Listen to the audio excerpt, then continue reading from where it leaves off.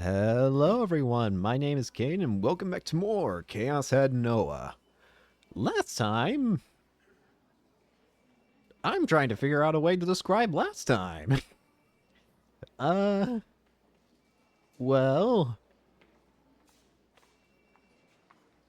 We learned more about whose eyes are those eyes a bit.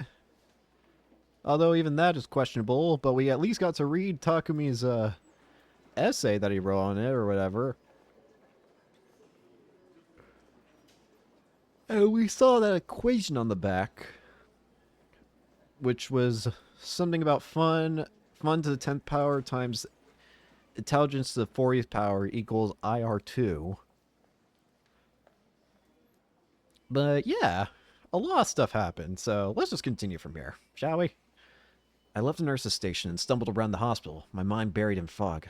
I was doing everything in my power to avoid thinking about what I'd just seen. Oh, right, and the nurse was writing the same picture that Grimm showed us at the beginning of the game. Before I knew it, I found myself standing at the landing of the staircase, with Misumi-kun gazing outside the window. What happened to you? You covered in sweat, dude. And you're looking pretty pale, too. Then again, pale's pretty much a permanent skin tone anyway. Oh god, don't tell me. Were you running while looking for her? No wonder you're worn out. It ain't worth killing yourself over. I wiped my sweat away and tried desperately to feign composure. I found Rimi and Kishimoto. Despite what he'd said, I couldn't see either of them. Then for some odd reason, he pointed outside the window. Over there. Once I caught my breath, I approached the window. I could see the outpatient ward from it. The outpatient and hospital wards were separate buildings, accessible through a corridor connecting them. They weren't all that far apart, though. The hospital ward had many floors, and the landing I was on looked slightly down on the roof of the outpatient ward. On that roof, shrubbery sporting red flowers formed a makeshift garden, and it seemed to be a place where patients went to relax. In the center of the garden, I could see Rimi and Ayase. Ayase was wearing pajamas, and she was discussing something with Rimi. Those two shouldn't know each other, right? Not sure why, but it looks like they're discussing something real serious down there, right? Yeah. It almost looked like they were glaring at each other. Suddenly, Ayase closed in on Rimi and slapped her right across the cheek. Even from where I was standing, I could tell she hadn't held back one bit. Ayase then walked away from Rimi. She was heading in the direction of the passageway, so she was probably going back to her hospital room. Well then. Ah, man, was that a bitch slap? I nodded. Even after being left behind, Rimi didn't move an inch. She simply stood there. Is there some kind of drama going on between them? If there was, I knew nothing about it. I readily went along with Misumi-kun's proposal to pretend like we'd never seen what had happened. We then decided to leave Rimi to her own devices and return to Ayase's room. The state of my body had mostly recovered by now, and God's gaze had vanished. It was to the point where it felt like that horrible sickness I'd been feeling had never even been there in the first place. Oh. Misumi-kun let out a sound from in front of me. I looked up in response, only to see Ayase walking over to us. Her head hung slightly limp, and her gaze pointed downward. Her steps were slow and lacked any energy. Her face was very pale, and her expression was, to no surprise, intensely somber. We had somehow managed to bump into Ayase right in front of her hospital room. Yo, Kishimoto-san!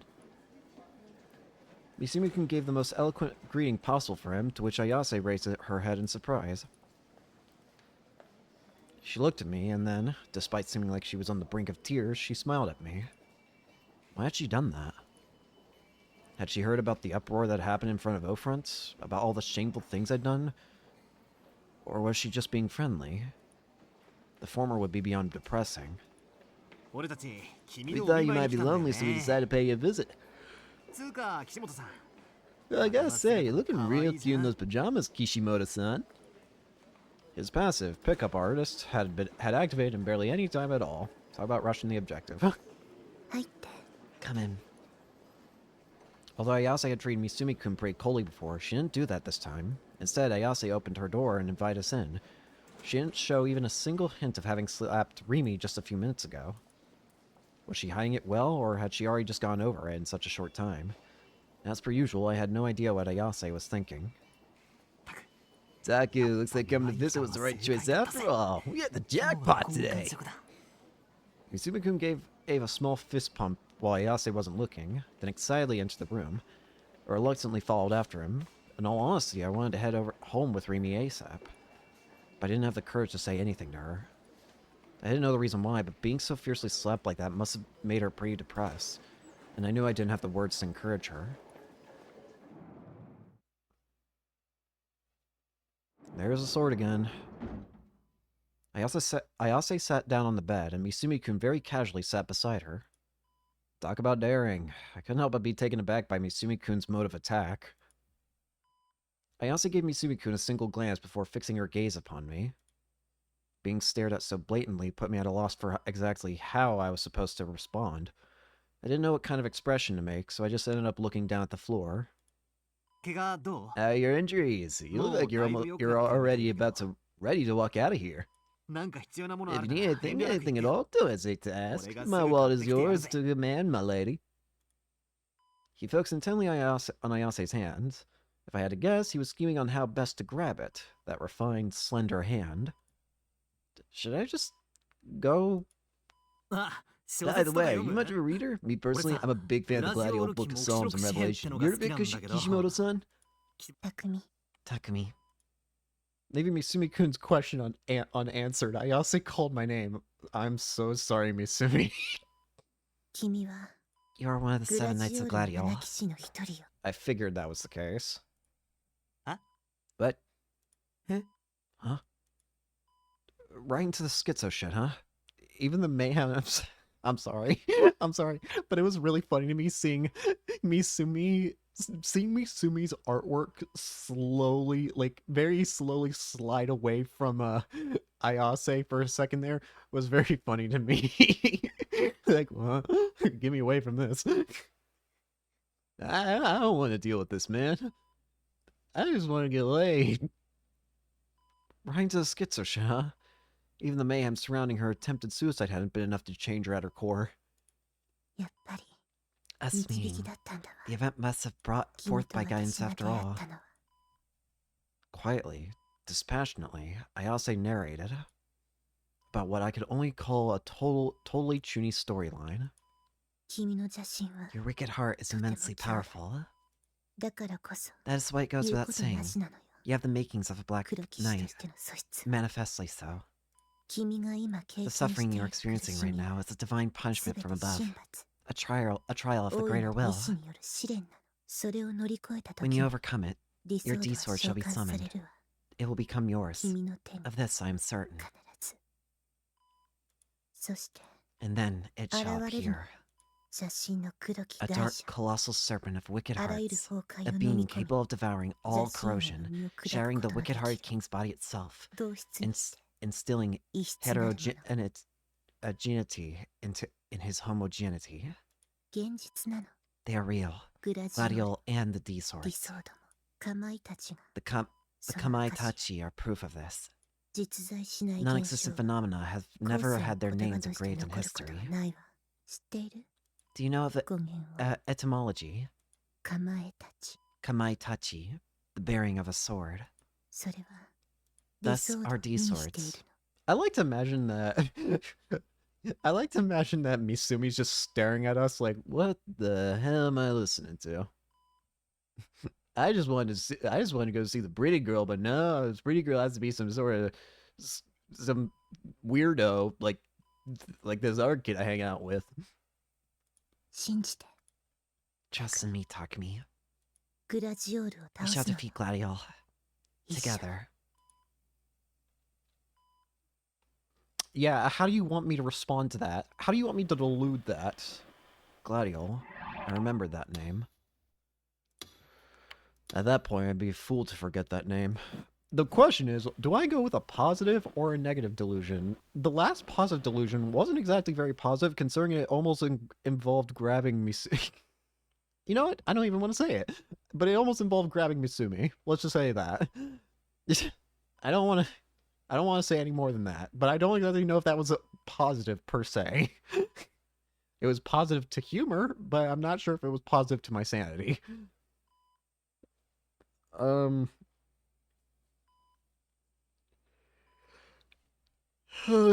it. What's the worst that could happen? I say that, and yet I'm half expecting somebody to die in a second here, in my delusion. I'd seen that term back when I'd first started researching D-swords. It seemed that D-sword was a term used in literature and pseudepigrapha? Relating to the legend of Gladio, or more specifically, a sword in it. I wasn't really sure, though. As I continued to think, Misumi-kun quietly got up and started to walk toward me. I'm getting out of here. Later, he went to go right past me, but just before he did, he put his hand on my shoulder. I'm gonna head out. Take her down, Taku. My gut tells me you've got some hope with Kishimoto. What?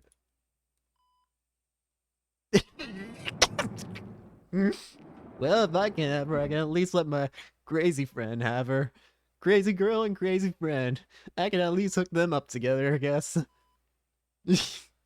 Gosh dang it, Misumi. Flashing me a mischievous smile, he left the room, and of course, that meant the only ones left in the room were me and Ayase. No, stop. Don't do this. Silence. Despite having been going on and on about all that schizo shit mere seconds ago, Ayase now hung her head in complete silence. Her hands gripped the hem of her shirt as she slowly rolled it up toward her, then straightened it back out again, then toward her, and then back again. I guess I had to say something. I literally had no idea what the hell she'd been asking about. Oh, here's an idea. Since I come here to visit her in the hospital, I should give her a few words of sympathy about her condition and call it good. But considering she'd been put in the psych ward, I couldn't exactly just ask about her condition.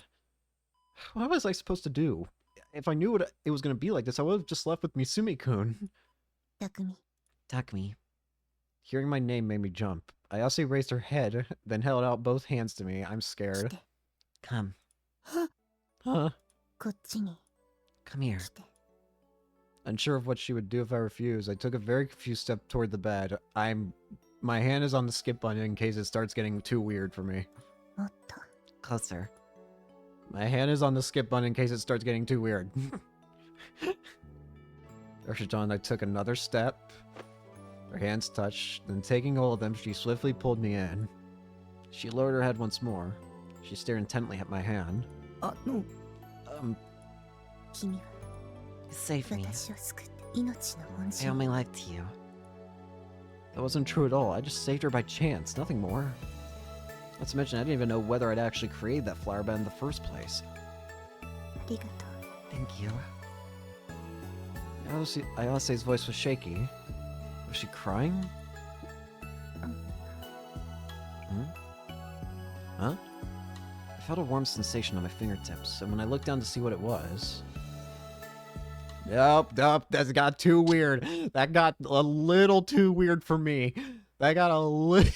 I'm sorry. We'll read the dialogue, but that got a little too weird for me. Nuh-uh. Felt something soft and warm touch my finger. No. How exactly did we get to this point?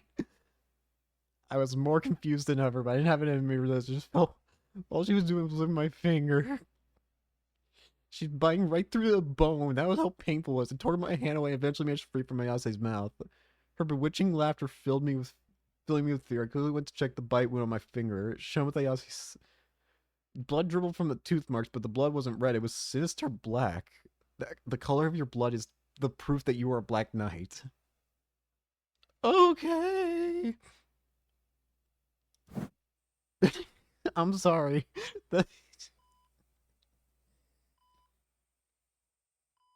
It was getting a bit too weird for me. I got scared. I got very scared.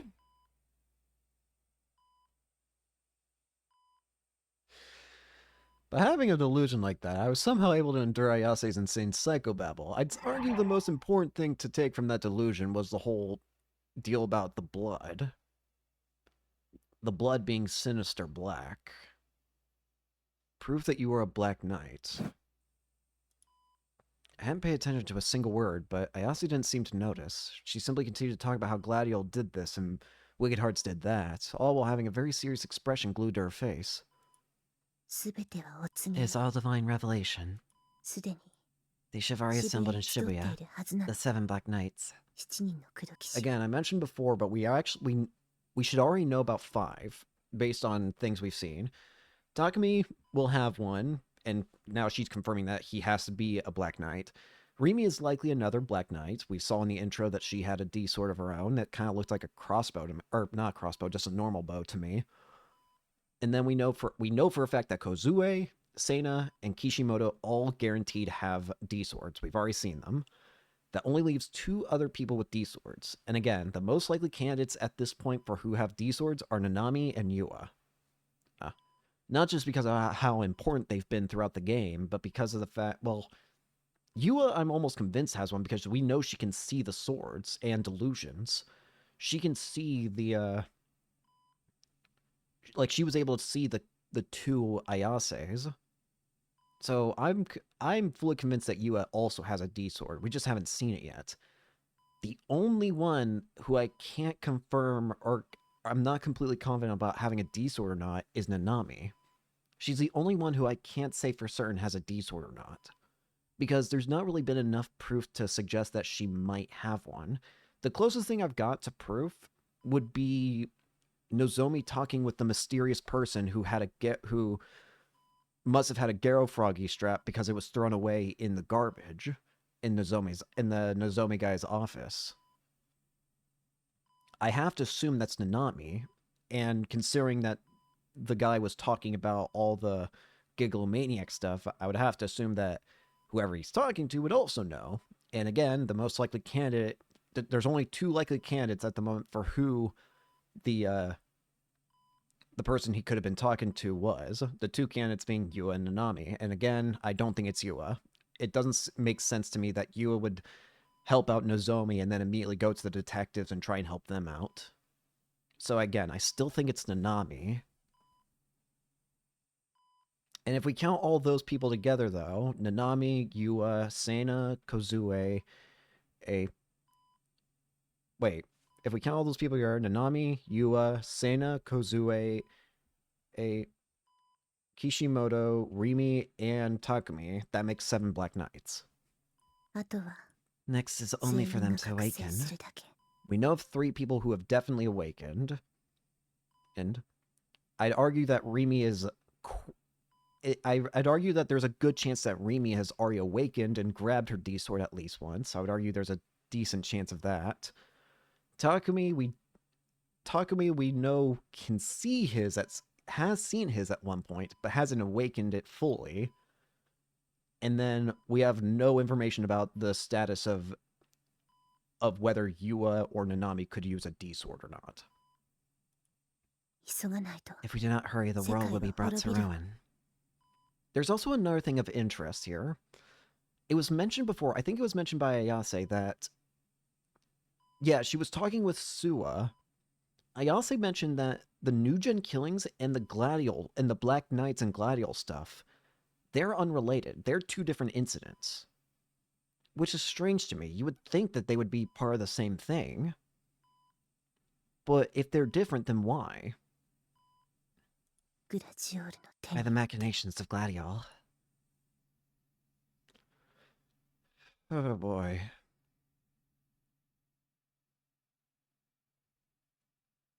With both our shoulders drooping toward the ground, Misumi-kun and I descended to the first floor of the hospital ward. Forget it. I don't care about that Kishimoto chick anymore. Up till now, I've always abided by my policy. I'll overlook anything as long as they're cute. Now, I know that was a mistake. Even I can't handle crazy bitch levels that off the charts. I'll just play it safe and aim for Kozue-chan from now on. You are... Knowing what we know of Kozue, I just feel bad for you at this point, buddy. Actually, I don't know if I do, considering your attitude towards everybody being the same, but at this point, I don't think you're... At this point, I don't even think you're just doing this to be an asshole. I just think you just don't know any better. So I guess, yes, I do feel bad for you. Because you're an idiot, but you're an idiot, and yet you're just about to walk into another painful reality check. Not exactly sure if that made things any better. I mean, Misumi-kun had an actual girlfriend he was dating. Oh, yeah, that too. Never mind. I don't feel that bad anymore. I forgot about that. You amazed me, man. I can't believe you were able to listen to Kishimoto's insane BS for almost half an hour. I seriously respect that. That couldn't even last 3 minutes. We're talking about me of all people. How? Don't ask me. Barely listening to Misumi-kun, I focused on my surroundings as I walked. And then, I found a dazed girl standing in front of the outpatient lobby. Rimi. From a side view, I couldn't see even a trace of her usual energy. She seemed deep in thought as she gazed up at the lingering sunset, her hair fluttering in the chilly breeze. Oi! Hey, Rimi! Rimi quickly turned after Misumi-kun spoke, her face brimming with surprise, and gave us a big wave. Finally, I found you guys! The sight of her smile filled me with relief. I instinctively ran up to her. Of course, I couldn't exactly bring myself to hug her or anything like that, so that was as far as it went. Such a touching reunion. I'm so glad we were able to meet again, Taku. Where did you go? I didn't know where the hospital room was. I was looking all over. I can't believe you just leave me behind like that. Rimi made a show of pretending to cry. Weren't you the one that told us to go on ahead? I did, didn't I? So, were you able to see Kishimoto-san? As I nodded, I noticed Misumi-kun was grinning very obviously beside me. Oh yeah, you did, and you got bitch slapped by Kishimoto, right? I get the feeling that's a bad idea to say. Huh? What could you possibly be talking about? Rimi must have wanted to hide the fact that Ayase had slapped her. That was why I'd been avoiding the topic and leaving it at that. Read the damn room, Misumi. There's no use in it. I saw the whole thing. Makes me feel like a gossip-hungry housekeeper or something. Guess I've been caught red-handed. Her face now pointing down at the floor, Rimi gave an awkward sigh, then gazed up at me.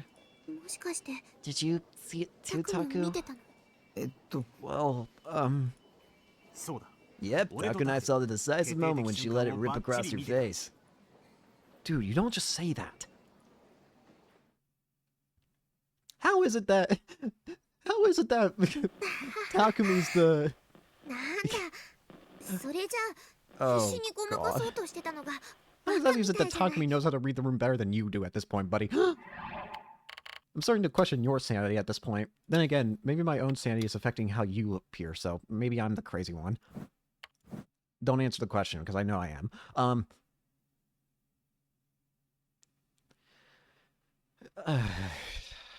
Positive or negative? Positive or negative?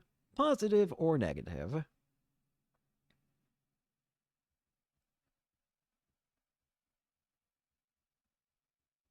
Positive or negative?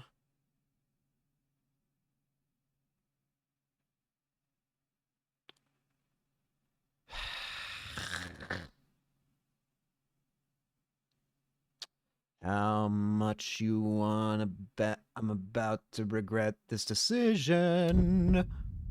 You know what? No, I can't. It's gonna be too painful. I'd rather be painfully deluded in this way. Except I don't know if it's gonna be positive or not. I'm scared. Yeah, when I went to the rooftop, I bumped into Kishimoto-san, and then I just kind of asked her something that was on my mind. At this point, I don't think positive and negative properly describes these delusions or not. It's just, do you want a negative delusion, or do you want an even more negative delusion? Or, you don't know. Do you want a depressing delusion, or do you want a depressing / weird delusion, or do you want a horrifying delusion? That's what it feels like to me at this point. It's not positive or negative, it's weird / depressing versus completely horrifying. What I said seemed to ruffle her feathers a bit. What'd she ask? Well, what was on your mind? Why do I get the feeling I know where this is headed? Are you gonna say it's about Takumi? Don't say it's about Takumi, I swear to God. Don't. Don't you dare. I want to know what she was to Taku. Gosh dang it. Was it that predictable? Was it really just that predictable? Huh? What did she meant by that? Whoa, seriously? A declaration of war? Well, I guess you could put it like that. Rimi looked bashful. Her gaze darted back and forth between me and the ground. So I said I won't let you have him. Only got big slap to the cheek. That's what you saw. Awesome. A sweet cat fight filled with girl on girl action. Misumi-kun rustled my hair. Hey Taku, what you gonna do? What you gonna do, huh? What was he getting at here? I didn't really understand. Actually, it was more like my mind had gone completely blank. She just confessed to you, dude! That's your chance to go out with her! Yeah. Misumi-kun suddenly shoved me forward. Caught off guard, I stumbled, and Rimi was right in the line of fire.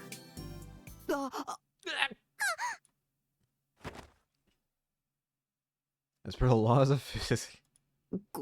Game, I've got the skip button ready. Don't you dare do it again. It's okay. Stop. No. No. Electricity ran through. I want to keep it feeling. I hugged it. The silhouette standing behind Rimi's shoulder entered my field of vision.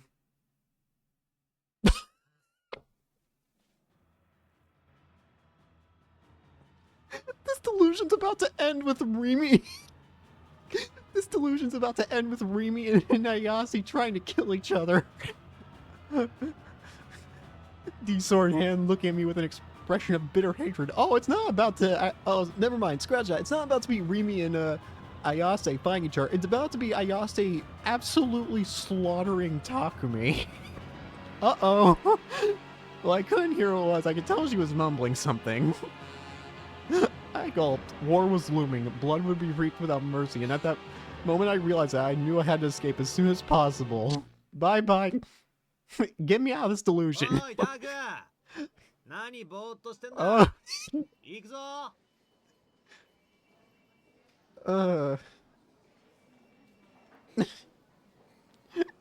It went from like potentially like weird to potentially like bloodthirsty very quickly.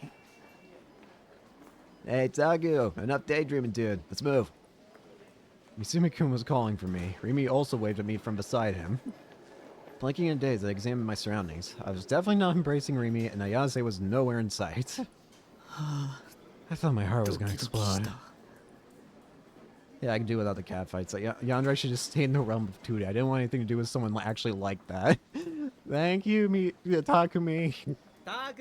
Taku, move your ass. I hurriedly chased after the two.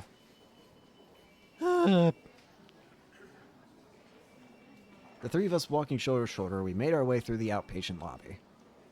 The outpatient reception was already closed, meaning very few people were still there. However, the large TV screen at the end of the lobby was still surrounded by around 10 people or so. What's going on? Maybe the newest new genjutsu. My body stiffened at what Misumi-kun had said so casually. But immediately after that, Rimi nonchalantly grasped my hand.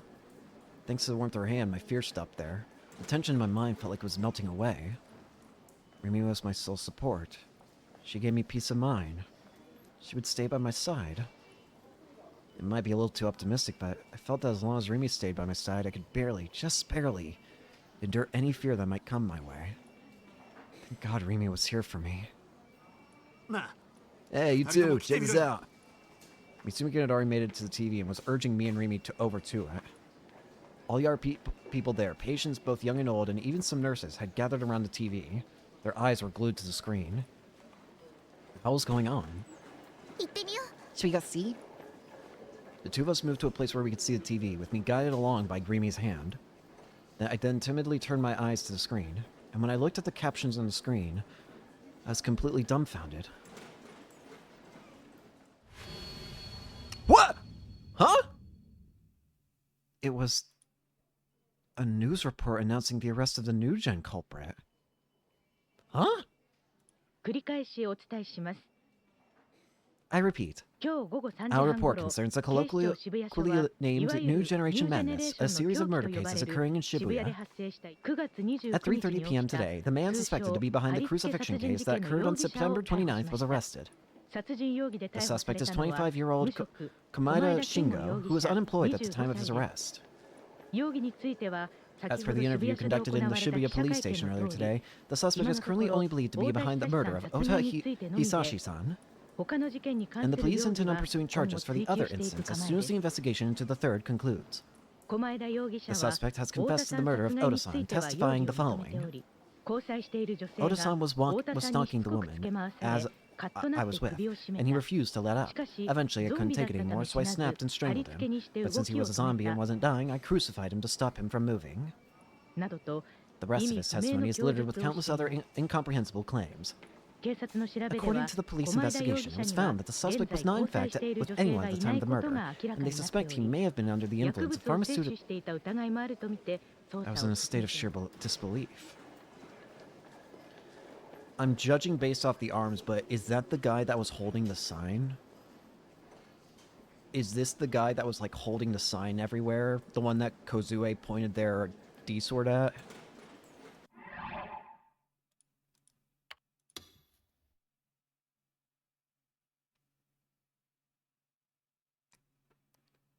Oh, wait. One theory states that zombies originate from a practice seen in voodooism, a practice in which a wrongdoer is placed in a near-death state using a tetrodotoxin-based powder known as zombie powder. These victims are then accidentally buried alive, suffering permanent brain damage due to a lack of oxygen.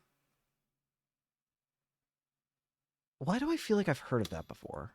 Sorry, I'm just getting these out of the way. I know what these are. I feel like I've heard of this before. I've heard of something similar, at least. At the very least, the term zombie powder seems very familiar for some reason. Like, I feel like I've heard of that in another video that I've watched somewhere before, a long time ago. Something about some sort of tribe using some sort of powder to put people into a zombie-like state. Or something like that. Maybe I'm going crazy at this point, but I feel like I've heard of something. Also, is the guy on the right Suwa? I think it is. The TV screen was repeatedly broadcasting a recording of the suspect being transported by a car. The flashes coming from the mass media surrounding the car made the screen flicker violently. The suspect was completely covered by his jacket, so I couldn't see his face. Taku. Rumi whispered to me as I stared at the TV screen. Her hand squeezed my own. See, Taku? You really aren't the culprit. That Shogun guy was just a silly little prank someone was playing on you. Kusunoki-san just came to the wrong conclusion. Right? With this, the neat little bow's been put on pretty much everything. You don't need to be afraid of something lurking in the dark anymore. She was right. Since the culprit behind the crucifixion had been arrested, that automatically meant it couldn't have been me.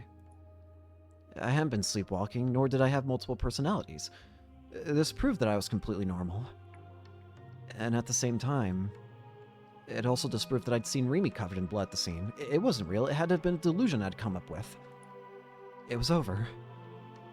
The nightmare that had been tormenting me without end for almost a month was finally over. Being afraid of shadows, being afraid of God's gaze, trying desperately to get a D-sword. None of those things were necessary anymore. But even so, why? Why was there this feeling of unease deep within my chest? Shogun being a prank, and the person behind it was just stalking me for shits and giggles. It just didn't feel realistic. But maybe I was only thinking like that because I'd pretty much forgotten all normal logic and reasoning over the last month. My phone vibrated in my pocket. It was on vibrate, but phones still weren't allowed in the hospital. I looked over at me, exited through the front entrance, then pulled out my phone. Hi. Hello?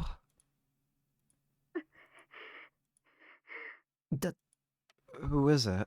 誰 I braced myself. You May Pass might have started playing again. I quickly went to check the name of the caller. But it was a restricted number. I was hit with a really bad feeling, but when I frantically went to hang up...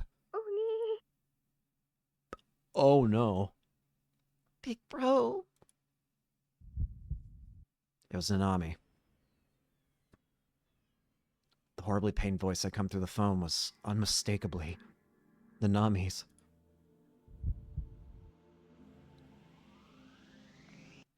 Nanami? Nanami? Give me back my right hand.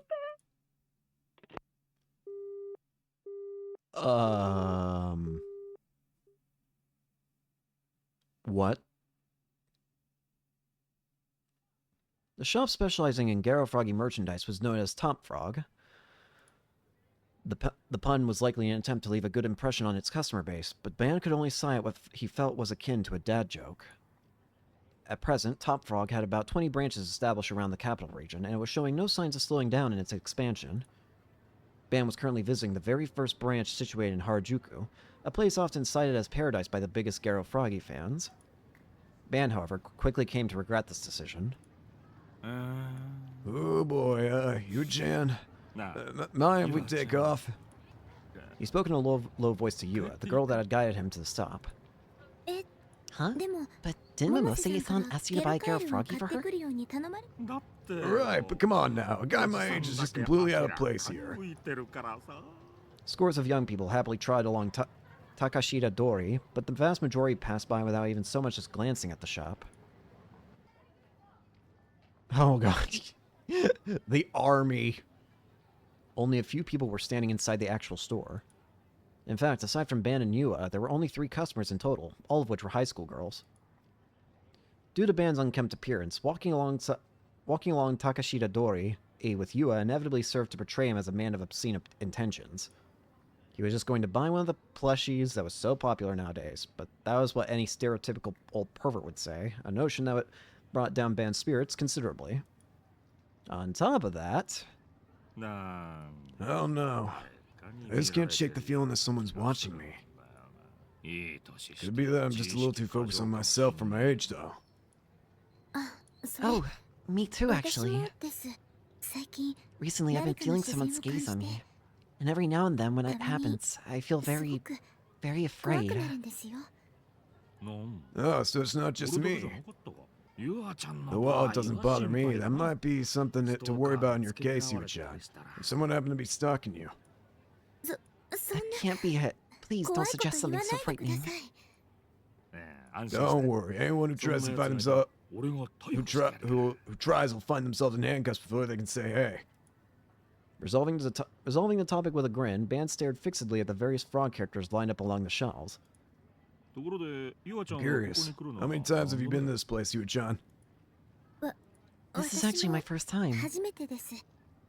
Doesn't look like there are many customers around. Is this the calm before the storm or something? Well, I heard that it gets really crowded from Friday to Sunday. Oh, and that's because a new type gets released every weekend. I hear Friday in particular has a very long line. They open at around 6 p.m. to give students a chance to get one, but, and this is just a rumor, the line for the shop alone covers the entirety of Takashita Dori. Just the weekends, huh? This is growing more suspicious by the second. Bam went to pick up 2 of the Teary Garo Froggies that had released last week, then headed to the register. The thing that we learned was that, for some reason, the release of the the popularity of the Garo Froggies from Friday to Sunday, for some reason matches up with the increase in the GE rate over the weekends. That was what we found out with Ban and Yua, so I guess we're here to try and figure out more about why that would be the case. Yua, not buying anything herself, followed behind him. Welcome, my dude. The store employee was a vacant-looking man in his 20s. His hair had been dyed green, and he had earrings in. If he were not behind the register, he certainly would not look like a clerk to the passing observer. At the very least, it was no outfit to be serving customers in. The employee stared at the 2 without relent, nor restraint. Present for the daughter? Yep, you got it. A baby girl won't stop twisting my arm, so now we're here. I suppose you just gotta suck it up and act like a dad every once in a while.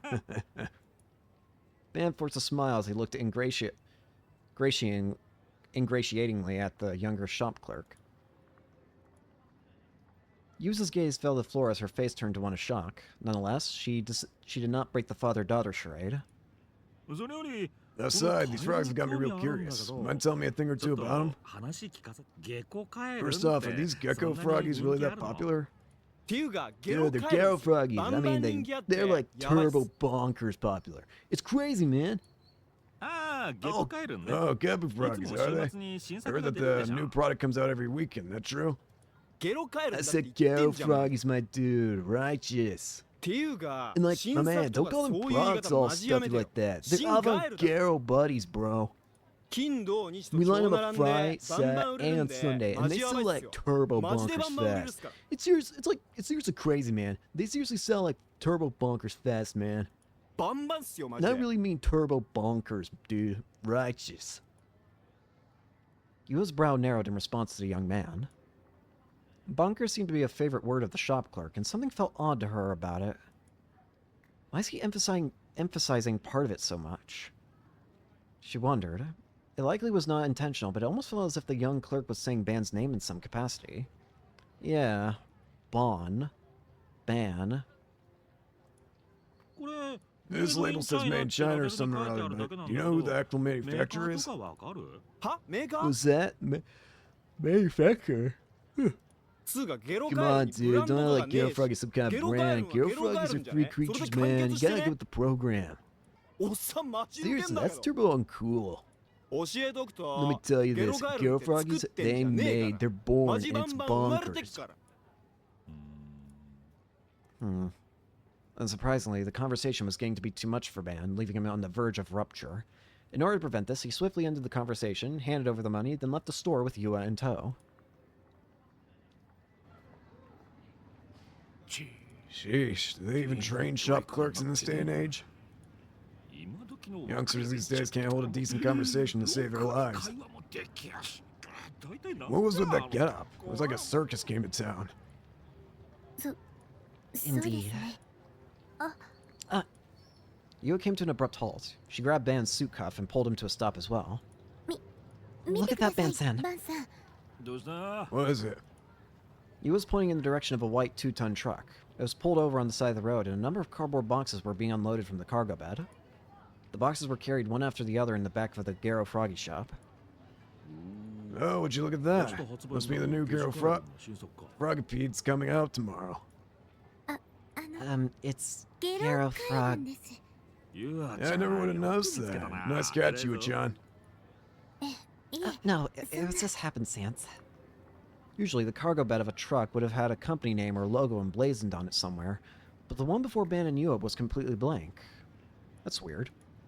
However, the cardboard boxes being carried inside had something resembling a company name written up beside a few Gero Froggy illustrations. Don't tell me it's Nozomi.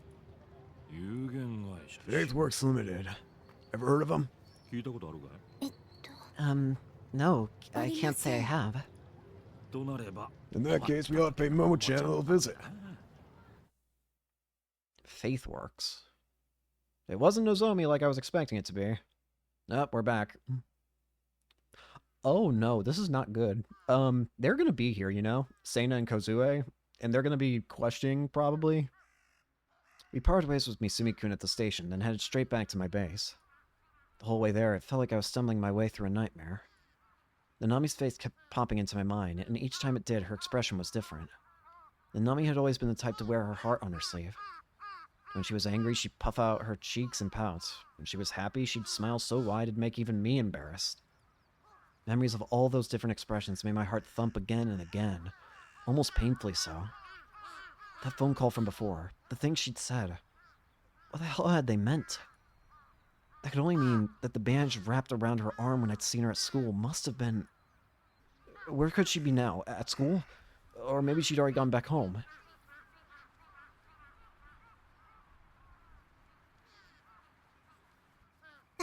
Come on, Taku. You gotta look where you're going. I don't want you to trip. Supported by Rimi, the two of us came out on the roof. Oh no. Oh no. Oh no, no, no, no. Alright, I'm gonna come to regret the decision I'm about to make, but you know what? Screw it. What is it? I was thinking of heading back to my parents' house now, actually. No? That's kinda sudden. It shouldn't take more than half an hour to get there on foot. And, I want you to come with me. As I made that request, I was so nervous, my heart felt like it would burst out of my chest. I was even somewhat surprised that those words had managed to come out of my mouth at all. Asking someone for something. It was something I'd never been able to do before now. No! No way. She firmly declined. I don't want to go. I couldn't believe my ears. I would have never thought she'd respond like that. Before that moment, Rimi had always listened to me, no matter how selfish I was being. She always helped me, supported me. So I assumed that she would agree without question, no matter what I asked. But now that I thought about it again, I was the weird one for assuming she'd never refuse. I'd gotten too used to her taking care of me. I was being too presumptuous, expecting too much of her. Oh. Besides, Rimi turned her back to me, and then she wrapped her arms around herself. besides, you really shouldn't go there either, Taku. What do you mean? Stay away from your parents' house. She spoke firmly, almost like she was ordering me not to go. I was at a loss. I had no idea what Rimi was trying to achieve by saying that. What kind of faces was Rimi making as she had her back to me? I didn't know. You're not making any... It's better if you don't know. Her voice carried a sense of urgency. She felt like a completely different person from before. You should stay in the container house for the rest of your life if you can help it. If you won't do that for me, this won't end well. Won't end well? Wait, this was a delusion, right? Or was it real? Suddenly, a high-pitched sound pierced my ears.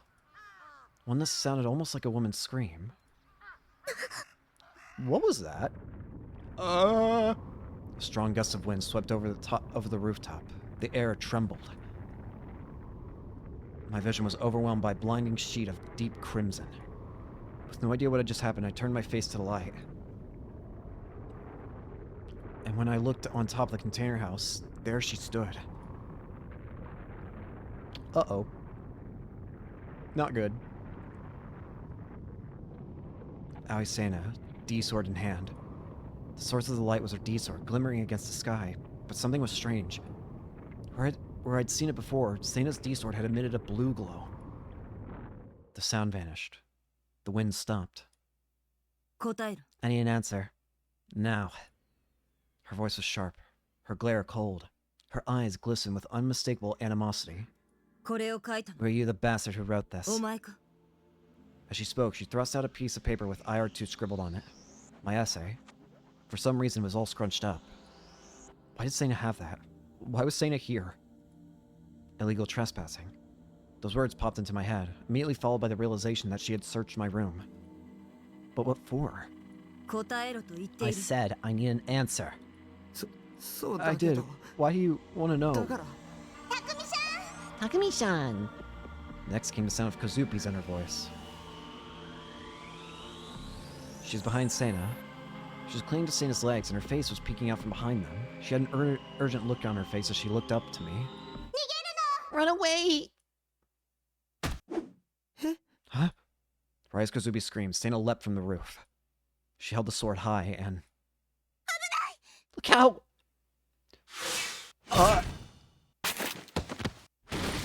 Rimi yanked my arm and I fell backward. I quickly looked back up, then saw the place I'd been standing only moments prior. Seina's sword had hollowed out the floor of the rooftop. It had such an insane destructive power, such tremendous sharpness that it didn't feel real. The impact had been great enough to destroy the concrete, and yet the sword didn't even have a scratch on it. Weren't these swords supposed to be things people can see, let alone touch? A certain term crossed my mind. Real boot. Her sword had been real-booted. Through the mutual recognition of the four people here, Seina's D-sword had gone from her delusion to reality. It was now a great sword that could cut down a person for real. If Rimi hadn't pulled me away in time, I would have been bisected from head to toe by that beautiful sword of hers. It would have been instant death. Shivers ran down my entire body. Just now, Seina had unmistakably tried to kill me. Why? My head was overwhelmed with confusion. The two of us had been eating crunchy cones together to see our day. Kasubi had been there with us. It was true that our relationship wasn't far enough for me to call us friends, and then, even back then, Seina had been acting very scary the whole time. Even so, she shouldn't have hated me enough to suddenly come after me with a D-sword. I'll kill you. There's also the fact that Rimi can see the sword, but forget that right now. Seina raised her head. She glared at me even more intensely than before. Her movements were incredibly fast, in spite of the fact that she was holding a gigantic sword. She kicked off the ground like she was starting a 500-meter dash. The tip of her sword scraped against the ground as she branched it. Closing the distance between us, she raised the weapon above her head. In that instant, my instincts worked out exactly what kind of situation I was in. She was serious. Seina was deathly serious. As I lay face up in a total heap, I let out a shriek. I couldn't run away. None of this made any sense. Getting a game over like this, desperately running away from Shogun, yet getting surprise attacked by Seina as a result of it, is far too ridiculous. Far too sudden. I didn't want this. I didn't want to die. I really didn't want to die.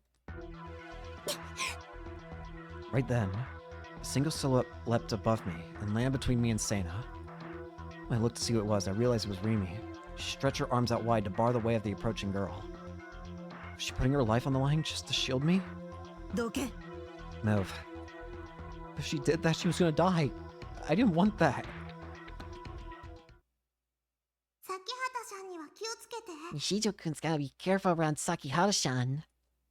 Suddenly, what Kazubi had said before reappeared in my mind. Pale light leaked from Rimi's outstretched arms. Nishijo-kun doesn't really know Sakihara-san. It's time we finally see her weapon. Rimi, don't you dare lay a finger on Taco. Ununifying the overflowing light, she placed her arms together. Here it comes. The air warped and shook. Coming seemingly from thin air, feathers of shining light burst around Rimi and danced in the surrounding air. And then what appeared in her hands...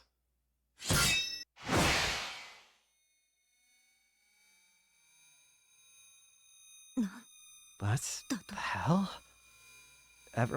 Effortlessly blocked the fierce downward swing of Seina's gigantic sword. And don't you dare torment him like this.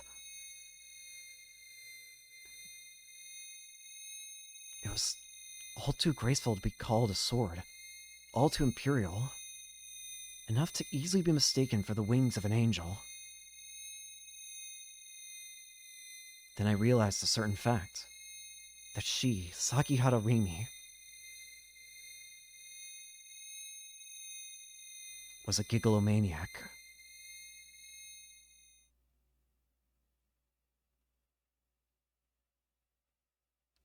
Oh, what the... So that's what your weapon looks like. I guess when put together it looks like a bow, but now that it's like separate... Huh. I don't even really know how to describe what those weapons really are. But they're definitely very different. I mean, like the game said, they kind of do make it look like wings. If you put them together, or by the circle part, then yeah, it would together probably look like a bow. But jeez, Pete. Overwhelmed with shock, Aoi Seina looked at the face of the girl that stood before her. That winged sword that so effortlessly blocked the attack of her D-sword was clearly a D-sword itself. If the girl she now faced was not accustomed to wielding a D-sword, she would not have been able to block Seina's attack with such perfect timing. Sally. Sakihashan was also a giggle-maniac. Kazui stared down at the three people from atop the container house, as if she was a spectator. Her dangling legs swung back and forth again and again. Sure acting carefree for someone who ruined my surprise attack, thought Sena, clicking her tongue inside her head. However, despite her moving thoughts, she did not remove her gaze from Rimi's eyes. Her opponent had a brooding look on her face. Nishito Takumi moaned from behind Rimi, having sunk to the ground in a pathetic display. Sena's target was ultimately him, so she had no intention of fighting with Rimi. Besides, this was no manga, nor was it an anime, so a D-sword battle was not a particularly realistic thing to occur. Do you know what exactly he did? The IR2 formula. I'm fully aware. Sena had been interrupted by a quiet, sorrowful, yet decisive response. Upon hearing that, Sena tightened the grip on her D-sword.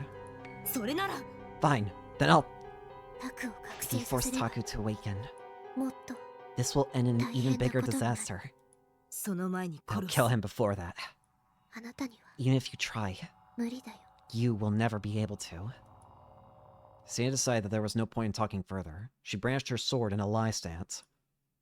Before her, Rimi stood readily. Nishito Takumi lay about 5 long strides away from her. At this distance, it would take 3 seconds to resolve things completely. Without hesitation, Sena rushed towards Rimi from the front. Aiming straight for the girl, she swept her D-sword toward her flank. Rimi attempted to block it like before, but Sena's strike had been a feint. Her sword passed through Rimi's sword and body. She released the real boot. At present, Sena's D-sword was no more than an illusion. It could touch nothing, could cut nothing, could kill nothing. But that had been her very aim. Due to having twisted her body to block the attack, Rimi's reactions would be slowed. During that time frame, Sena had already slipped past her and made it 2 steps closer to Takumi. She wielded the sword once again in an instant. This is it. Takumi faced Sena with eyes of fear. She effortlessly real-booted the sword. With her D-sword that had once again become real, she moved to pierce Takumi's heart. Sena. Sena. Who? A figure flew past the corner of her vision. The instant she heard its voice, the girl, fiercely shaken by it, missed her target. Who said something? The tip of her sword grazed Takumi's leg and stabbed into the concrete. Sena slowly raised her head. Ew. Then let out an angry growl. At the edge of the roof, their form lit by the backdrop of the setting sun, stood a single man, like a phantom among the corporeal. You! His face was pale, deathly so. This is the guy that Kozui had pointed her sword at. The pupils that reside within his sunken eyes were surrounded by bloodshot whites. His head hung toward the concrete, his face without expression. The instant Sena saw the man, neither Takumi nor anything else mattered to her anymore. The man Sena had chased without end. Her sole object of hatred. Oh! This is Hateno! The man that had abandoned her and betrayed his family entirely. Wait, are you saying this is... That very man stood right now before her very eyes. I finally found you. Sena took a step toward the man, gritting her teeth to hold back her overflowing hatred. She once again brandished her D-sword. Another step forward. There's nothing I could have done.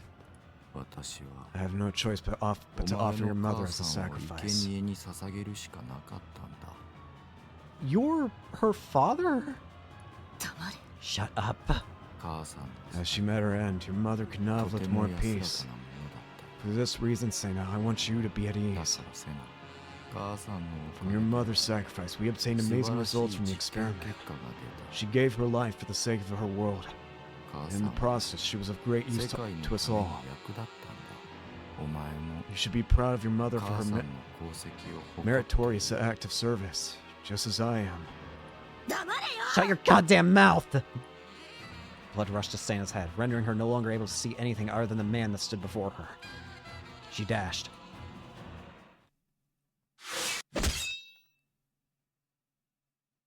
It happened in an instant.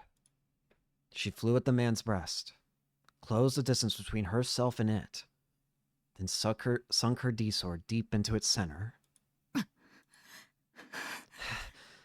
That was Seina's long-held desire. She had roamed Shibuya daily for the sole purpose of killing this man. She had dreamt of the day she would kill him countless times, and it had never left her mind.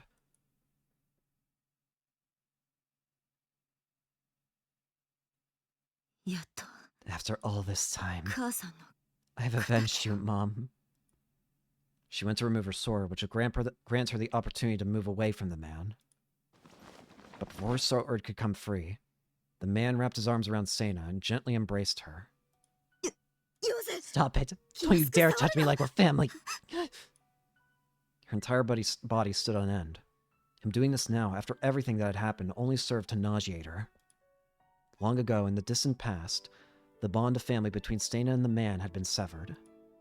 Even so, for some reason she was unable to comprehend, Seina could not bring herself to throw off the man, an inability that deeply surprised her.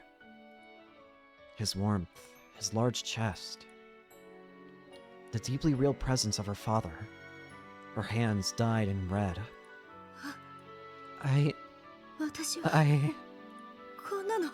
This is...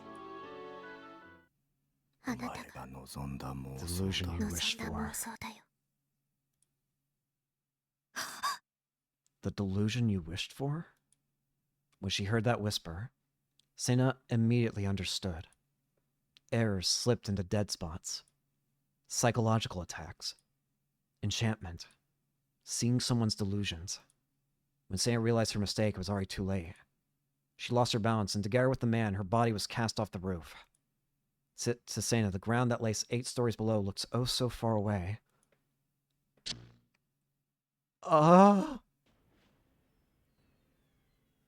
Unable to comprehend what the hell was going on, all I could do was watch as the scene unfolded. Seina suddenly runs to the edge of the roof, lost her balance for no reason I could see, and was about to plunge to the ground right this very second. She was being made to see someone else's delusion. Her body was about to disappear beyond the edge. She's gonna fall. I could only let out a whisper. I tightly closed my eyes. She committed suicide. Seina intentionally dove to her death. I didn't understand why. As if I could understand. She sold me out of nowhere. Serves her right. That girl just been yet another enemy.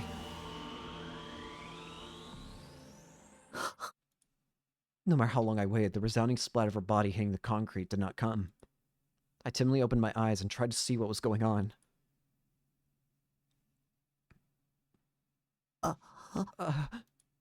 Seina wasn't falling. Instead, she was on her knees. Remy stood right beside her. She was holding Seina's arm. Had Remy saved her? Did Remy make Seina see that delusion? Seina threw her D-sword away and started crying like a child. What the hell was even going on anymore? From my perspective, it looked like Seina had tried to die of her own volition. I'm sorry for making you see something so painful. As I thought.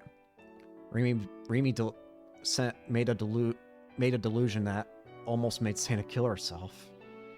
But I really had no choice. Remy had done something to Seina. The usually bright and happy girl I was used to felt like an entirely different person now. The brooding face, sorrowful whispers, quivering eyes. The girl standing over there wasn't the Remy I knew. Sakihara-san! A voice reverberated in my mind.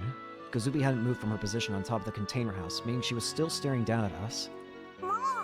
So, Dunny Dunzo, right now, right now? Is Sakihara-san's really gonna try Clunky Splatter slap Seina-san up? Kazubi's not gonna let you. If you do, Kazubi will smash into teensy-weensy pieces. A chill ran down my spine. Kazubi was speaking with her usual airheaded anime-esque tone of voice. But the things she was saying were deadly serious. She's gonna pull it out. Yes, I'm done. I was never planning to do anything to Aoi-san and to begin with. As long as she never sees Taku again, I'll let her go. That's completely impossible. I mean, Kazuki and Seiya and Takumi-san are all friends. Right? That's right, Takumi-san? What is happening? The gears in my mind refuse to move. If someone told me that everything that just happened was a dream, I'd probably believe them just like that. Come to think of it, why had Asena attacked me so suddenly? Was Sena my enemy after all? It's all your fault. Sena raised her hand as she sobbed. She made no attempt to wipe away her tears and stayed on the ground where she had fallen to her knees. Her gaze was fixed on me. It's all your fault. And my family. I was completely bewildered. She was launching nothing but raw emotion at me. What the hell did she think I'd done? I hadn't done anything. I hadn't screwed with anyone's lives. I certainly didn't know a damn thing about Seina's family. I was as harmless as could be. Harmless? She read my mind. Even though the monster you create could destroy the entire world, you dare call yourself harmless? Destroyed the entire world? More Chuny shit again? I turned my gaze to Rimi for help, but she had her back to us. She stared vacantly at the darkening sky. There's no point. Her figure, her voice. Was the sheer loneliness they gave off merely in my imagination? Taku doesn't know anything. With that statement, Rimi spoke as if she knew everything there was to know. Cut the bullshit! The chaos infesting Shibuya right now, it all started with that formula. Formula? Don't say anymore. He really doesn't know anything. From the sounds of it, she was talking about me, but I couldn't follow the conversation at all. Is this the formula? Kazubi leapt down from the container house, holding my essay in her hand. She held out the back of the essay to us. I saw what I doodled back in the elementary school. IR2. The chaos infesting Shibuya right now had started from this? Talk about an absurd accusation. There was no way in hell some random doodle could affect anything, let alone that of that magnitude. I just doodled the thing on a complete whim when I was bored or something. Probably. It was a long time ago, so I didn't remember it all that well. But I did know there was no real meaning behind it. I just copied down the numbers I'd seen in a dream. It was a dream related to whose eyes are those eyes, which I'd written about on the front. I'd used those words all the time since even before I'd written it, and whenever I had, it would all take shape in my dreams more and more. Within one of those dreams were those numbers. Fun to the 10th power times intelligence to the 40th power equals IR2. After a while, Sena wiped the tears from her eyes. Now they were a deep scarlet. They were, while still on the ground, while still hanging in her head down in regret, she formed a sentence. The moment you created that formula, the world diverged. The world diverged. What? Oh, great, we're back to these three. What sensible allows within Nova 2 is a particular formula incorporated into the core system. Its solution has remained unknown throughout human history, even to this very day. One of the 7 Millennium Prize problems, yes? I know of these. The 7 still unsolved problems within the realm of mathematics, each worth $1 million prize. I'm afraid you are incorrect. It is not among those 7. You see, in truth, there was a time when the Millennium Prize problems contained 8 problems. One was expunged before the rest were made public, which is how it has remained even as we stand here today. The equation incorporated into Noah 2, I take it. And the reasoning behind its expungement. The possibility within to shower the world in calamity, most notably. And that's what that formula is? It's a formula that could shower the world in calamity? Just what manner of formula is this? is a resonance phenomenon which speculates on electromagnetic forces within the fundamental interactions. That is what the formula conveys. I'm sorry, the what? In physics, this refers to any of the four basic forces that interact between elementary particles. These are electromagnetic interaction, gravitational interaction, weak interaction, and strong interaction. A theory that explains all elementary particles and the four fundamental interactions in a unified manner has yet to be established. If such a theory were ever finalized, it is predicted that it would be able to consistently explain everything from a subatomic scale to the far corners of the universe. A series of 7 math problems that were published in the year 2000 CE by the Clay Mathematics Institute in the United States. The 7 problems had never been solved prior to their publication, and a $1 million prize was promised to anyone that managed to solve any of the 7. As of 2007, only one of the problems has been solved, and there are 6 remaining. Really? In turn, it has elucidated an unknown force, one which manifests through local interaction between established electromagnetic pulses and receptors. Through this one formula, the accumulated research and development on silent weapons, all the efforts of every nation over the past 30 years will become obsolete in a mere instant. Whoever finds the solution to that question, why, they would be akin to God himself. Is that what you have accomplished, then? It was found in the most mysterious place. The scribblings of a child, if you can believe such a thing. IR2. With this formula, the hardware of Node 2 has obtained the ability to rival God himself. All that remains is to gather code samples of gigalomaniacs for usage with the software. With the full-scale operation of Node 2, all that we desire will be made real. Oh, how I wish Einstein were alive today. I hear he was a gigalomaniac of tremendous power. Rather than speculation, how fair is the current situation? Is it not said that the world's number of gigalomaniacs is few? How can we hope to succeed under such circumstances? The samples of 5 people have already been secured. An adequate number for the operation of Node 2, it seems. Splendid indeed. However, with each and every additional sample, the abilities of Node 2 will rise.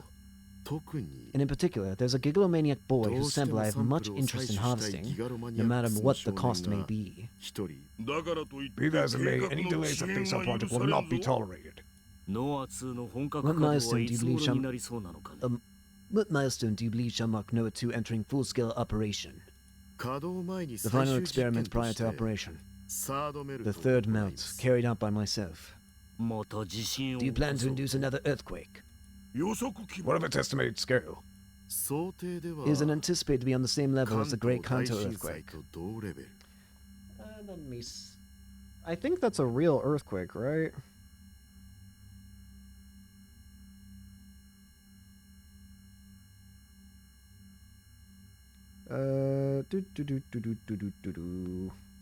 Give me like a few seconds. Great Kanto earthquake, which struck Japan on September 1st, 1923, remains the country's worst natural disaster. The 7.9 magnitude subduction zone earthquake occurred at 11:58 a.m. JST, centered around over 40 miles south of southwest of Tokyo. The tremors lasted between 4 and 10 minutes. The earthquake and subsequent fires killed an estimated 140,000 people, with the majority dying in the fires. Jesus Christ. And that's what you want to... That's what you're willing to bring back, huh? How curious. What a most curious statement. The Great Kanto earthquake? Did that not have a magnitude of 7.9? With modern-day building code and seismic isolation levels in mind, the city will sustain nowhere near as much damage as it once would. The number of casualties will certainly dwarf that of the first two, will it not? If in line with our estimates, it will toll approximately 5,000 people. Although I must say, that estimate is optimistic. Are there any questions? I expect you'll be taking responsibility for this folly. Shall I carve out my stomach and perish before your very eyes? This is the final experiment. When the time comes and the third melt has produced the results we seek, Node 2 will see perfect completion. The world's possibilities will then be in our hands.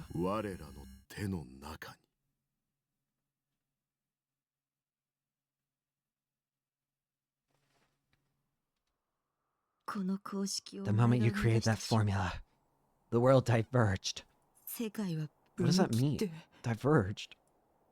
What, like with roots? This wasn't an eroge. Taku. Let's just go. There's no point listening to this. Rimi pulled on my hand, pleading me to go inside my room. Her demeanor oozed feelings of desperation. Rimi was afraid of something.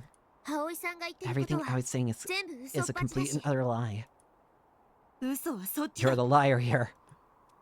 Aoi-san, just get out of here already. Never come near Taku again. Who should I believe?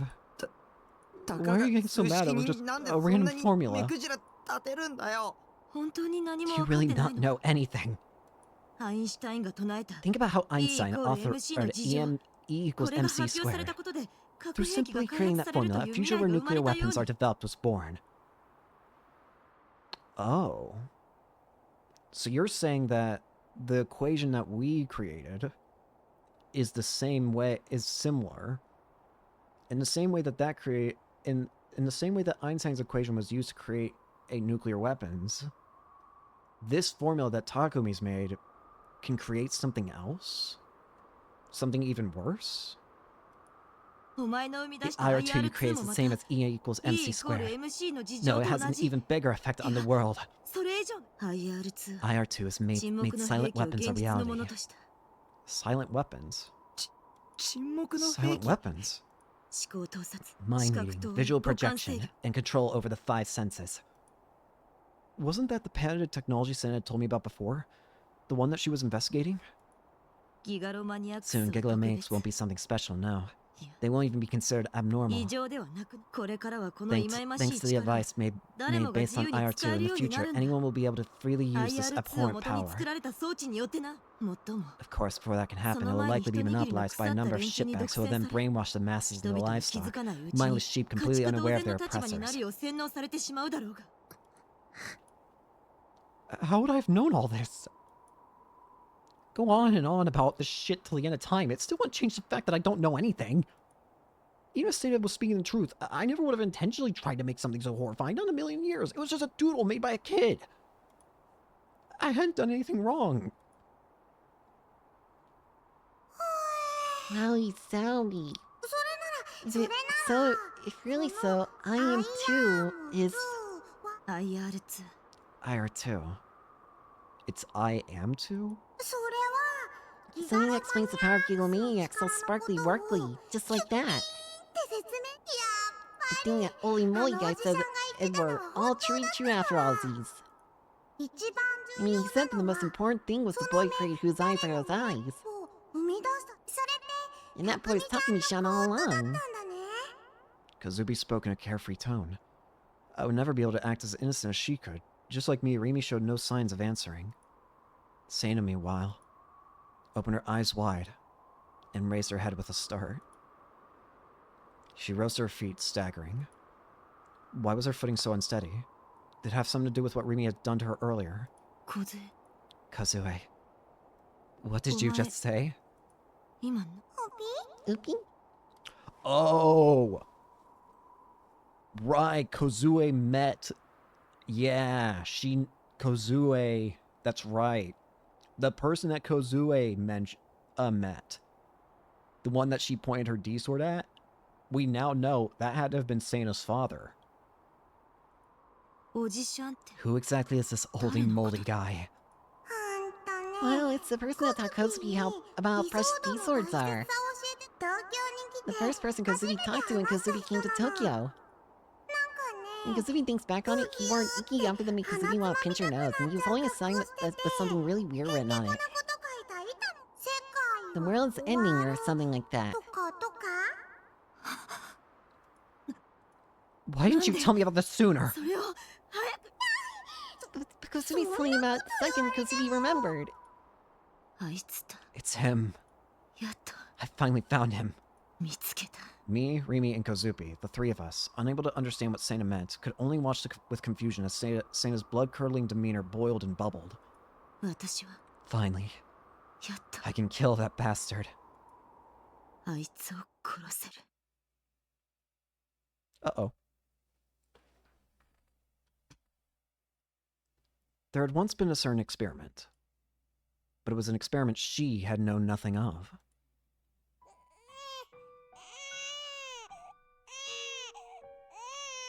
She was a perfectly ordinary housewife and had been blessed with a second child in her womb before turning 40. No, perhaps perfectly ordinary might not have fit her quite so well. After all, her eldest daughter was already old enough to enter high school, a 15-year gap from the second child. She had been slightly worried that her eldest daughter, adolescent that she was, would oppose the pregnancy. However, the exact opposite proved to be true. Her daughter's heart sang when she heard the news. Her husband, an established scientist, often lost himself in his research and faith, and rarely ever came home to his family. But when he was home, he always did his best to be a good husband and father. So while she housed some dissatisfactions, they would never surpass the love she held for her husband. Her second child was delivered without issue, a healthy girl of 2,579 grams. She named the child Mana. Soon after, her husband was unfortunately made to transfer far away. Her husband held no capacity to support himself with even the most basic of life skills, forcing her to ask her stable daughter to go with him and tend to her father's needs. Since she was now living alone with the newborn Mana, they then opted to move to an affordable company housing as per her husband's plan. She had initially been living in an apartment within the suburbs, but this made transport inconvenient. The new company house, however, was in the best area in Shibuya, and many of her husband's colleagues' families lived close by. Her considerate husband claimed that, because of this, there would be nothing to worry about in her times of need, including when they needed help with the baby. Every room in the company house was spacious, and she particularly favored the bedroom. One wall was home to a large mirror, and the opposite wall had an even larger window. From there, she could view the luscious greenery of Yoyogi Park. She then went on to quickly befriend a housewife living close by and received extraordinary treatment from the company, namely being provided a housekeeper. She was proud of her husband for holding such an important position within his company, one that allowed her to live in such a luxurious way, and so her life without worries nor dissatisfaction continued. 2 years passed. While Maya had experienced delayed growth, she had grown into a healthy child, all the while not contracting any major illnesses. She was a very pampered child. If she did not cradle Mana in her arms, the girl would start crying in a voice so shrill it could shatter even the thickest of glass. Regrettably, she had fallen ill about a month prior. A particularly grave symptom was a fierce tinnitus, something she suffered from throughout most hours of the day. Fortunately for her, the housekeeper and the housewife next door were more than willing to assist her with taking care of Mana. Regardless of the help she received, she was essentially joined at the hip with Mana, and was never able to part from her even for a moment. Even when going to the bathroom, even when taking a bath. If a thought were to ever even cross her mind about having the housekeeper cradle the baby for a short time, Mana would detect these intentions and immediately burst into tears. Contrary to what one might surmise, she actually found endearment in how much Mana clung to her, but due to the inseparability of the two, she continued to live a life where she could never take even a single step out of her own home. Her lifestyle was entirely supported by the housekeeper and the housewife. For her, meeting the two had become her true saving grace. However, one time, something odd began to happen with the two helpers. During a friendly chat in the living room that had occurred a week prior, the housewife had spontaneously vomited without warning. Paying no heed to the confusion she showed, the housewife then rushed outside. She had not seen her since, leaving her to worry that she had perhaps fallen ill. Concerned, she decided to ask the housekeeper if she could check on her. As the housekeeper left that day, she made her requests, concluding with a, "I'd love your help tomorrow as well, dear." And yet when the housekeeper heard these words, she suddenly burst into tears and could only nod again and again as she departed. The tinnitus that had been tormenting her became fiercer that night, to the point where it felt as if her head itself might split apart. She tried calling an ambulance, but the line refused to connect. She then tried to go outside to ask the neighboring housewife for help, but even that proved too much for her. Throughout all of this, her daughter had continued to cry incessantly, further agitating her pain. In order to endure this terrible pain, she embraced her beloved Mana, and as she did so, both the tinnitus and the crying abruptly stopped. The pain in her head vanished just as suddenly, almost as if it had never been there to begin with. She then looked down, only to see that the child she was holding was now a mummified corpse. In spite of how heavily it had been crying until that very moment, the body had suddenly become a desiccated, rotting mound of flesh, one that gave off the most repulsive stench. And so, before she could even ever realize it was all an experiment, her mind broke. What the hell? There had once been a certain experiment, but it was an experiment that ran different to how he had hypothesized. Oh. He was a scientist at Nozomi Technology, a follower of the Cosmic Church of the Divine Light, the man at the center of Nozomi's strictly confidential Project Noah, and the man that had deciphered fun to the 10th power times intelligence to the 40th power equals IR2. That's the same device that Ayase had on her. He had offered his wife on the verge of childbirth as a test subject for the experiment.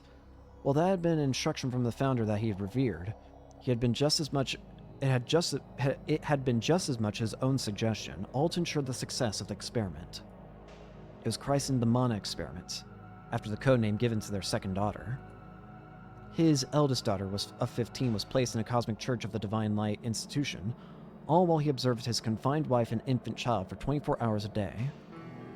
His wife had been led to believe that the place she resided in was a company house, but in reality it was a test site that Nozomi Technology had prepared, a site containing the Noah 2 prototype he was developing. Mind reading, visual projection, and control over the 5 senses. In order to research the effects of such practices, he locked his wife and daughter, Mana, in the site as test subjects. Not much was known about the effects of electromagnetic radiation on the human body, so he very much intended to halt the experiment immediately if his wife or child showed any strange abnormalities. The experiment was then met with an unfortunate accident soon after it began. Mana passed away at 1 month of age, her cause of death unknown. It was an accident nobody could have prevented. He was overcome with sorrow and attempted to bring the experiment to a close, and yet such a thing was not permitted to him.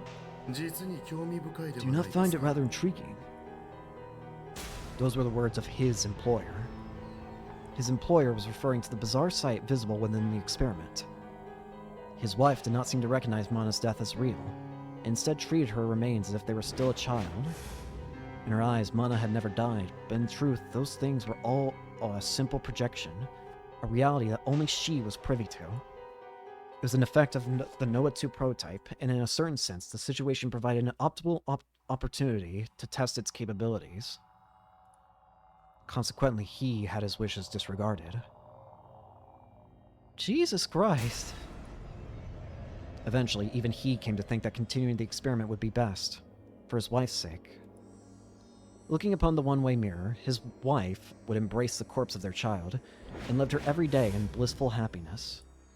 She would gaze through the window toward the greenery of Yoyogi Park, but in reality the window was a mere wallpaper, and the scenery a projection.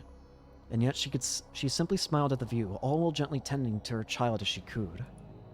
The staff belonging to the research team would take care of his wife, with one playing the role of a neighboring housewife and the other a housekeeper.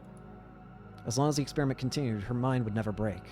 As such, he told himself that this was all for his wife's sake. Though in truth, perhaps his mind had been broken far before his wife's ever could. At some point in time, his goal had changed from completing Noah 2 to forcing his wife to continue living an endless dream. After continuing the experiment for 2 years, his employer suddenly announced an end to the project. We have obtained sufficient data. Noah 2 will soon begin full operation, meaning there is little point in continuing this experiment further. He vehemently opposed this, his desperation evident.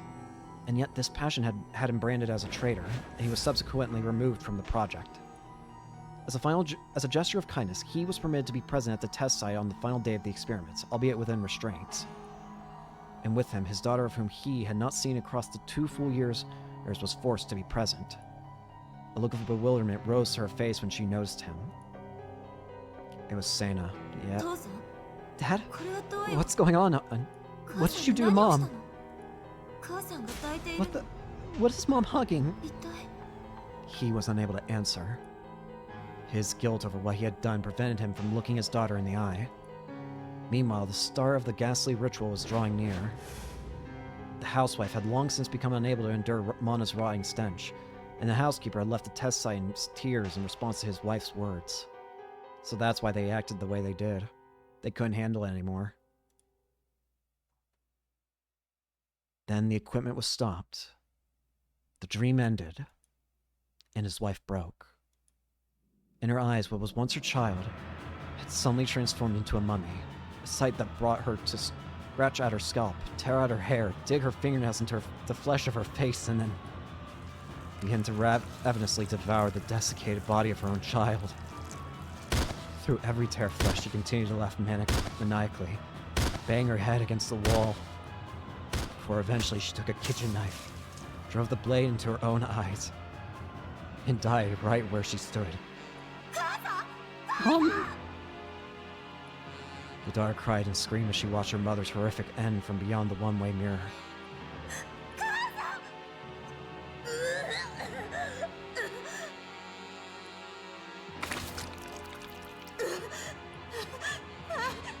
Oh, God.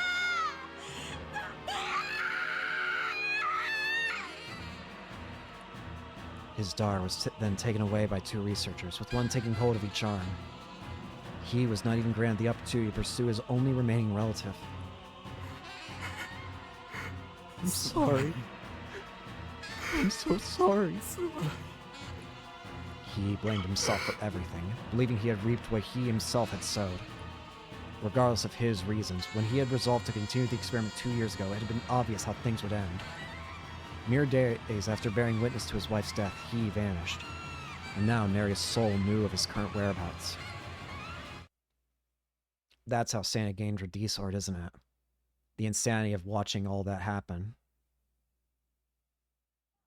After everything had settled, Santa had gone to interrogate Kozupi about something with bloodshot eyes. And then after doing that for a bit, she ran off somewhere on her own. Kozubi had chased after her, but I, meanwhile, had just been staying put, still incredibly confused as to why Sena had become so obsessive all of a sudden. And now I was trudging to Shimokitazawa. Sorry, I couldn't say that right. My parents' house was only a short distance away. Walking from my base to it took less than half an hour. Could Nanami be there? Though not as busy as Shibuya itself, the roads of Shimokitazawa were fairly crowded. I was still being hit by the aftermath of that Esper debacle, namely some passerby looked at me with mocking sneers, while others even took pictures of me on their phones. Overwhelmed by embarrassment and humiliation, I hurried along the road to home. I'm sorry. Remi's eyes were pointing to the ground as she said that. She was walking a bit behind me, and in the time we spent moving along, she'd already repeated those words over 10 times. I'm sorry for not saying anything. No matter how much she apologized, I had no way of answering. I didn't know anything about Remi. Nothing had changed ever since we first met. And yet, she supported me. She stayed by my side. But at the end of the day, there was still so much I didn't know about her. Even so, I'd always brushed that issue out of my mind. Perhaps it was because something in me knew that she wouldn't stay with me if I knew the truth. And that terrified me. Why you stay by my side at all?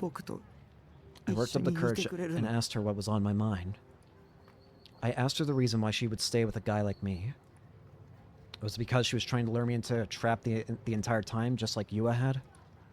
And yet, despite my suspicions, the answer she gave was nothing of the sort. I didn't want you to awaken. I wanted you to live a normal life. Didn't want me to awaken. Like, as a gigglomaniac. Remi knew more about me than I did. Who the hell are you exactly? Remi hesitated a little. I'm someone who really does think of you as a friend, Taco. And I want it to stay that way. In other words, she was telling me to stop pushing. But there's no way I could stop there. Am I a gigglomaniac? You are. But you also aren't. Which was it? Was she trying to dodge the question? Did you know about IR2? I only heard about it. She didn't say from who. Is what Sena said true? No. It's all lies. Lies. Telling me it was all lies was a lie in of itself. I could tell just from looking at her. You. I was about to ask more, but I held my tongue. Are you my enemy? Or are you my friend? Depending on the answer, I might not have been able to stay with Remy. So I didn't ask. If I pretended that nothing had happened, I could keep on deceiving myself just as I had been up until now. That way might be even easier for me. Happier, even. Okay, that was what I was going to do. I was going to keep being ignorant and keep living a lie. A lie told by Remy. Remy had to save my ass so many times, right? So there's no way any harm would come to me if I did that. I deserve to live a normal life, just like she said. Thank you. Arigato. I averted my eyes from her and swapped out my question for a few words of gratitude. For protecting me. Taku. I couldn't think of anything else to say, so I just continued walking toward my parents' house in silence. Oh boy. My eyes were eventually met with a familiar alleyway. It was a quiet, secluded residential area. Every now and then, I could hear the faint sound of a train in the distance. I'd known the specific chunk of scenery ever since I was a little kid. This is where I'd grown up. I'd walked to both elementary school and middle school using this alleyway. If I headed through the narrow alleyway in front of me, my house would be right there. I was scared of seeing Nanami again, but I had to know for certain whether her arm was still there. I stopped and took a deep breath to calm myself. And then, right when I was about to start walking again... Wait. Why? I turned around to see Remy on the verge of tears. Do you have to go? No matter what? Please, don't go. What's the truth anymore? Is the truth worth it? If you do, you'll never have a normal life. I don't want that for you. What was I supposed to... How about we just go back?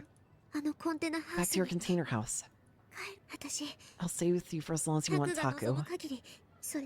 We can go to school together, have silly conversation with Daichin together, go to the soda stand or a CD shop on the way home together.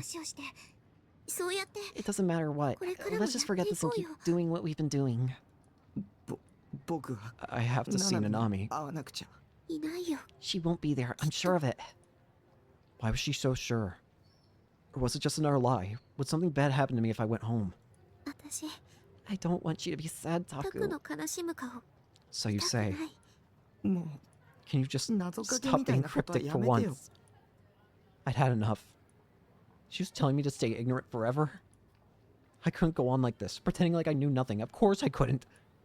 Each and every person I knew just kept hitting me with that non-stop cryptic nonsense. It never ended. I really did want to stay ignorant. I really did. There's a reason I can't go home. Then just say it. I'm so goddamn sick of all this half-assed cryptic bullshit. Sick of it? Did I have any right to say that? Wasn't I the one who always half-assed everything? Who never said what I really meant? Wasn't I the one who always ran away from everything? Yeah, I was. All the more reason to just keep doing that, from now on until forever. It was time to go home. Miri was right. I didn't need to see Nanami at all. If I was planning on checking whether she had her right hand or not, then what the hell would I do if she didn't?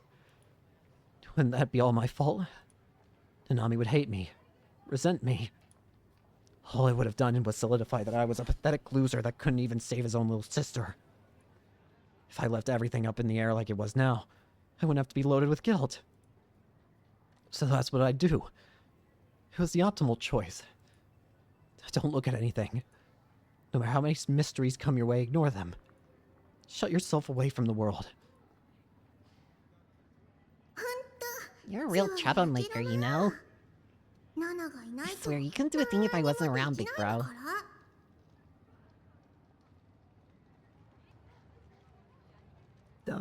I can't do it. The Nami's cheerful voice popped into my head. I just can't do it.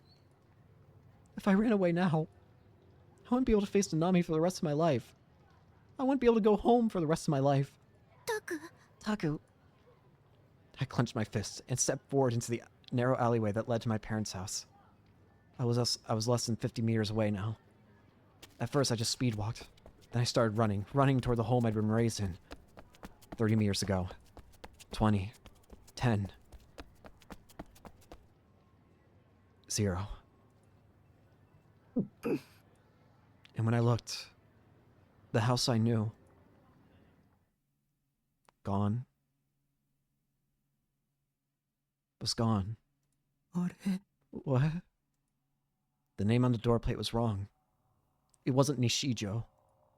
In fact, the entire shape of the house was wrong. It was far newer and nicer than the home I'd lived in. I looked around. I wondered if I'd mistaken one of the neighboring houses for mine. But I hadn't. Actually, none of the surrounding scenery lined up with my memories. I considered that maybe I'd gone lost or taken the wrong alley, but there was no way that could have happened. I recognized the entire route until now. I knew for a fact I remembered the route. But my home wasn't at the end of it. After taking the path from my memories, the scenery that should have been there hadn't appeared, and a completely unfamiliar one had instead. Jamais vu. What should have been a familiar place felt like I was setting foot in it for the first time. Jamais vu-da. Jamais vu. No, it's not. Hermie stood behind me. She denied my words immediately.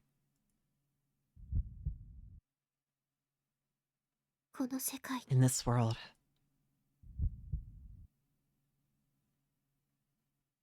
you don't have a home to go back to, Taku. What does that mean? The sunset illuminated the lone corridor of the hospital. The lights were not turned on in this short period before night fell, rendering it fairly dim.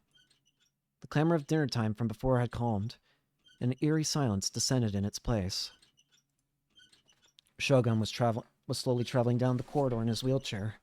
The creaking of the wheels echoed throughout the empty hall. Many nurses passed him by, but none spoke to him, nor even so much as glanced his way. Acting as though this was perfectly normal, Shogun continued to spin the wheels with his hands, emaciated skin and bone as they were. Ami-chan. When he passed in front of one of the rooms, a male patient known as Yamai called out to him. He pointed at him with his index finger, sounding a frantic cry. It's Ami-chan. Together with Yamai, the nurse had to face a complete befuddlement. Look, Ami-chan's back. He went outside again. That's not allowed. Not allowed. There's nobody there, silly. The nurse looked around, then looked at the man with the forced smile on her face. Despite the fact that Shogun was passing through the corridor right before her very eyes, the nurse spoke as if there was no one there at all. Oh, Yamai-san, are you trying to tease me again? Well, unfortunately for you, I won't let you trick me this time. Ami-chan. Raomi-chan. Raomi-chan. Yamai had become increasingly worked up as he continued to cry out. Shogun simply ignored him and silently turned right at the end of the hallway. Yep. The wall, which had been cream-colored up until that very moment, suddenly changed to black. And yet, even though that wall stood right in front of him, Shogun did not halt his wheelchair. Oh. Right before he was about to collide with it, the black wall suddenly vanished. It quite literally had vanished. After the wall disappeared, a hidden corridor appeared from beyond its past reign. Shogun continued straight through it. He traveled another 20 meters before finally reaching a true dead end. At that dead end was a lone door to the hospital room. Shogun opened the door and headed inside. It was a phantom hospital room. The ghost story whispered out for many years. The tale of a room nobody knew of. And the person hospitalized within it. The name written upon the nameplate was... Is it him? Yep. Nishijo Takumi. I had a feeling it would be Takumi's name. Chapter 8 finished. Chapter 9. Gigalomaniac. Oh boy. From the train windows, an indigo blue could be seen permeating the sky. The trains of the Yamanote line grew chaotic as businessmen and students alike made their way back to their homes. Two of its passengers, Kusunoki Yu and Yasuji Ban, stood shoulder to shoulder as they shook along with the commuting train, holding on to its hanging straps for stability. They were admittedly an odd pair, and perhaps due to how much they stood out, Hugh had been feeling constant gazes coming from all around her. It would stand to reason that this was why she was repeatedly fidgeting with her hair and glasses. She still was not yet acquainted enough with the detective, Ban, to strike up a casual conversation with him. She only met him a few days prior, after all. Shinjuku was only a single station away from Shibuya, and yet the 3 minutes it took to reach there felt hopelessly longer than they should have. Ban simply stood silently, gazing out the window. He made no attempt to speak with Yua. Yua's current impression of Ban was that he did not seem to be a bad person, that he was still somewhat frightening.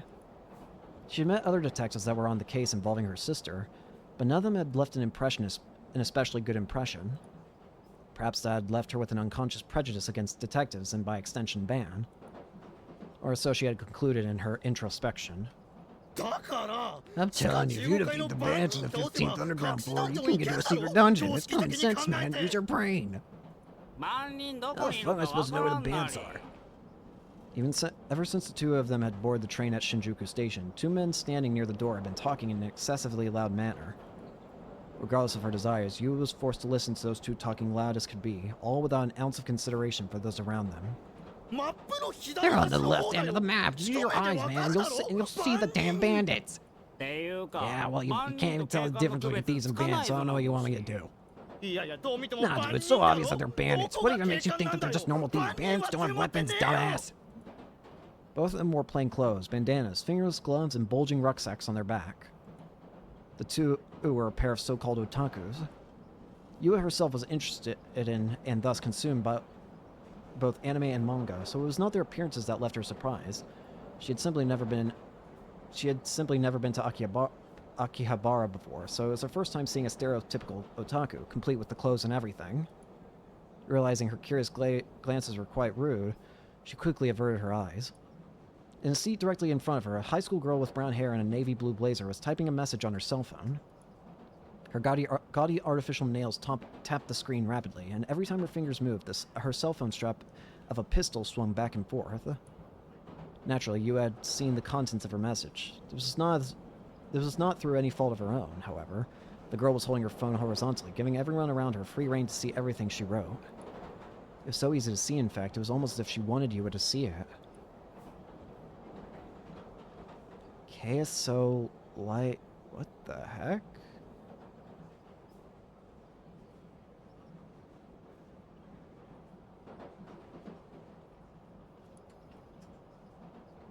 Despite being a high school girl herself, you cannot even begin to grasp the contents of the message. It is possible that it could have been Gyaru speak, but to her it looked like nothing sort of a coded message. Bang! All of a sudden, the voice of a child rang throughout the train's interior. Startled, you had turned toward the source of the sound. A lone boy, about 5 years of age, stood right beside Ban. He held a squirt gun in his hand, and its muzzle pointed straight at Ban. The boy even pulled the trigger, but no water came out from the end of it. Bang! Ban gave the child a big smile. His eyes, meanwhile, told a different story. However, despite the message that Ban attempted to convey, the child showed no intention of stopping. Stop that, Nobu-kun. A woman, likely his mother, rushed to her son's side. She turned toward Ban and politely bowed. I'm sorry, please excuse him. Bang! Bang! Nobu-kun, I told you to stop that. The mother scolded her son in an attempt to make him stop. Her reprimanding never extended beyond verbal. She did not take the water gun from him, nor did she attempt to grab his hand. I'm really sorry. Yeah, it's alright. I don't mind a little scamp. Don't you see what bothering this man, Nobu-kun? To Yua, the scene seemed very unnatural. The mother was very clearly angry at her child and showed an apologetic demeanor towards Ban. But that was the only normal thing about it. What's going on? That's enough. I'm going to count to 3. The boy remained completely indifferent and unresponsive, simply choosing to repeat the same word over and over again. And yet, despite his inaction, the mother made no attempts to stop him with anything other than words. I'm really, really sorry. What's going on? And for some reason, Ban simply sat there and let the boy do as he pleased. In the end, the scene continued on until they arrived at Shibuya Station. What? Upon coming to a full stop at the station, the train doors opened, but the mother and son showed no signs that they intended to disembark. Relieved, US exited onto the platform along with Ban. Taking a peek at his expression, she saw a clearly forced smile sitting upon his face. Attention all passengers. A personal injury exit involving Ban... Apologies. A personal injury exit involving Hanzomon line has made it necessary for passengers to transfer to another line. What's going on? Why are there so many things that are going along with the ban, bond, bang? What's going on? We apologize for any inconvenience. Lately, I've been having this feeling. A crowd of people came and went through the platform. As Ban walked through along with that crowd through the Hachiko gate, he began whispering to Yua. Like I'm being stalked by a large number of people. How many, I'm not sure. What do you mean? I mean, there's been an awful lot of what happened just now. It makes me wonder if the people around me are all out to get me. This was the reason why Ban had shown no reaction to the boy's mischief. Events such as those, ones that did not present much trouble, were becoming an everyday occurrence for him. Once he had begun picking up on it, it made it difficult for him to stay of sound mind. But I'm probably just overthinking it. I doubt many people out there could care less about a plain old guy like myself. The only problem is gang stalking is a real thing. Gang stalking? How's that different from normal stalking? The victim of a gang stalking has no idea what the motives, intentions, or the identities of the other parties are. To put it simply, it feels like every day, no matter where you go, someone's out to get you. That's what gang stalking is. Could be you're just overthinking it? More than likely, there's a real fine line between gang stalking and confirmation bias, after all. Though for me, it doesn't seem like that's the case. They've been using some pretty direct methods these past few days. Methods? Like... I've been threatened multiple times over the phone telling me to back off, or else I'd assume. For some reason, Van laughed as he told her that. Yua, however, was frightened and wrapped her arms around herself in an attempt to bring her comfort. Are you not worried about that? Yeah, call it an occupational hazard. Upon saying that, Van immediately stiffened his expression and looked at Yua. Has this been happening to you too as of late? No, I don't think so.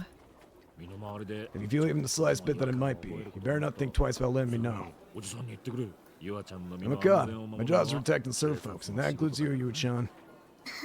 Right. Having listened to his words, Yua realized she was involved in something far more dangerous than she could have imagined.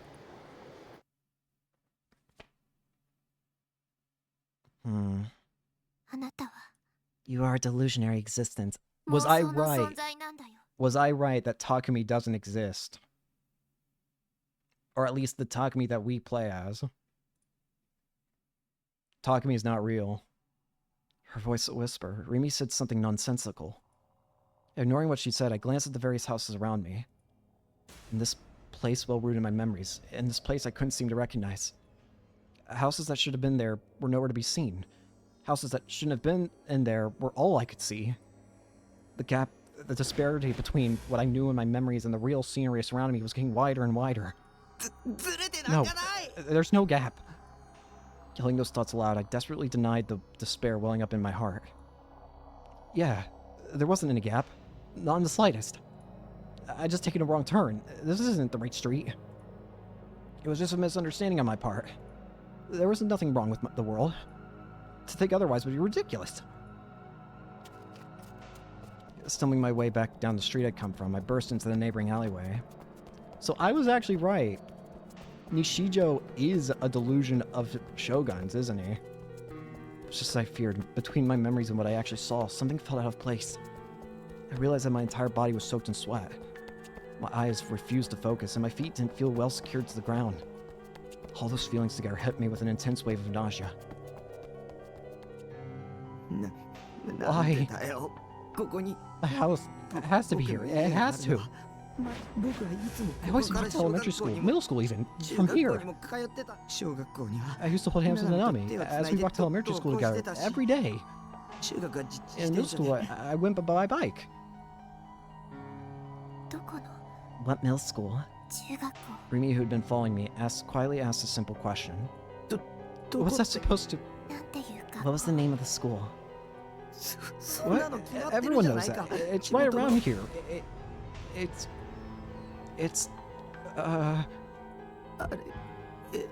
What? Huh? I couldn't remember. I got into middle school, I had clear memories of it, but I couldn't remember any of the finer details. It was as if some intense haze was covering my mind. The name of my middle school, which class I'd been a part of, or even the name of my homeroom teacher. No specific names came to me. It can't be. I just forgot. Taku, listen to me. In your memories, it's not my house is right here. It's my house should be right here. That's how it feels, right? My sanity was hanging on by a thread. But I remember the whole route here, didn't I? How do you explain that? Because those memories were fabricated. Stop making that face. Rimi's eyes were pointed straight at the ground and she looked terribly sad. Without looking up at me, she just continued saying the most confusing, nonsensical things that, once again, I didn't understand. Things that were impossible to understand. So I stopped trying. You never been to middle school. I get it now. This is a prank, isn't it? Isn't it? Yeah, I see right through you. You and Nanami actually know each other, and you're both trying to prank me. I see. It all makes sense now. Oh, you really got me. I tried my best to laugh it off, but Rimi didn't even so much chuckle.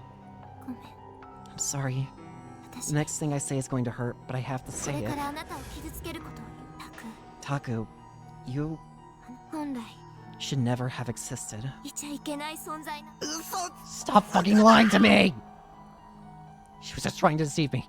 Rimi was my enemy, just like all the others. Crucifixion was your doing, wasn't it? If that was true, then what happened at the crime scene when I first met her hadn't been a delusion. The true culprit behind Nugent wasn't the man I'd seen on the hospital TV earlier today. It was Rimi. She'd been monitoring me the entire time. She knew I'd witnessed everything, so she refused to let me out of her sight. Also, I could never tell anyone what else I'd seen. That was the sole reason she bothered staying with me all this time. You were covered in blood back then. That means you're the culprit. That was the delusion you wished for. Sometimes when a gigalomaniac's delusion is too strong, it merges with other people's delusions. Their delusions synchronize. Calmly, as though she was talking to herself, Rimi spoke. And yet her composure only served to piss me off even more.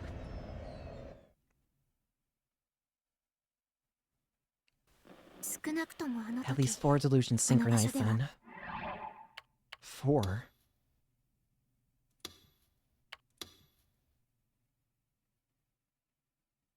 I think we're getting close to the end of the game.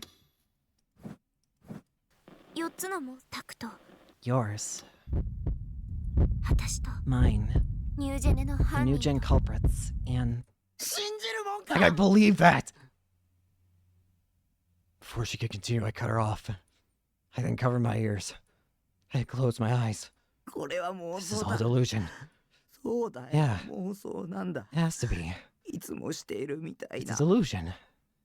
Just like always.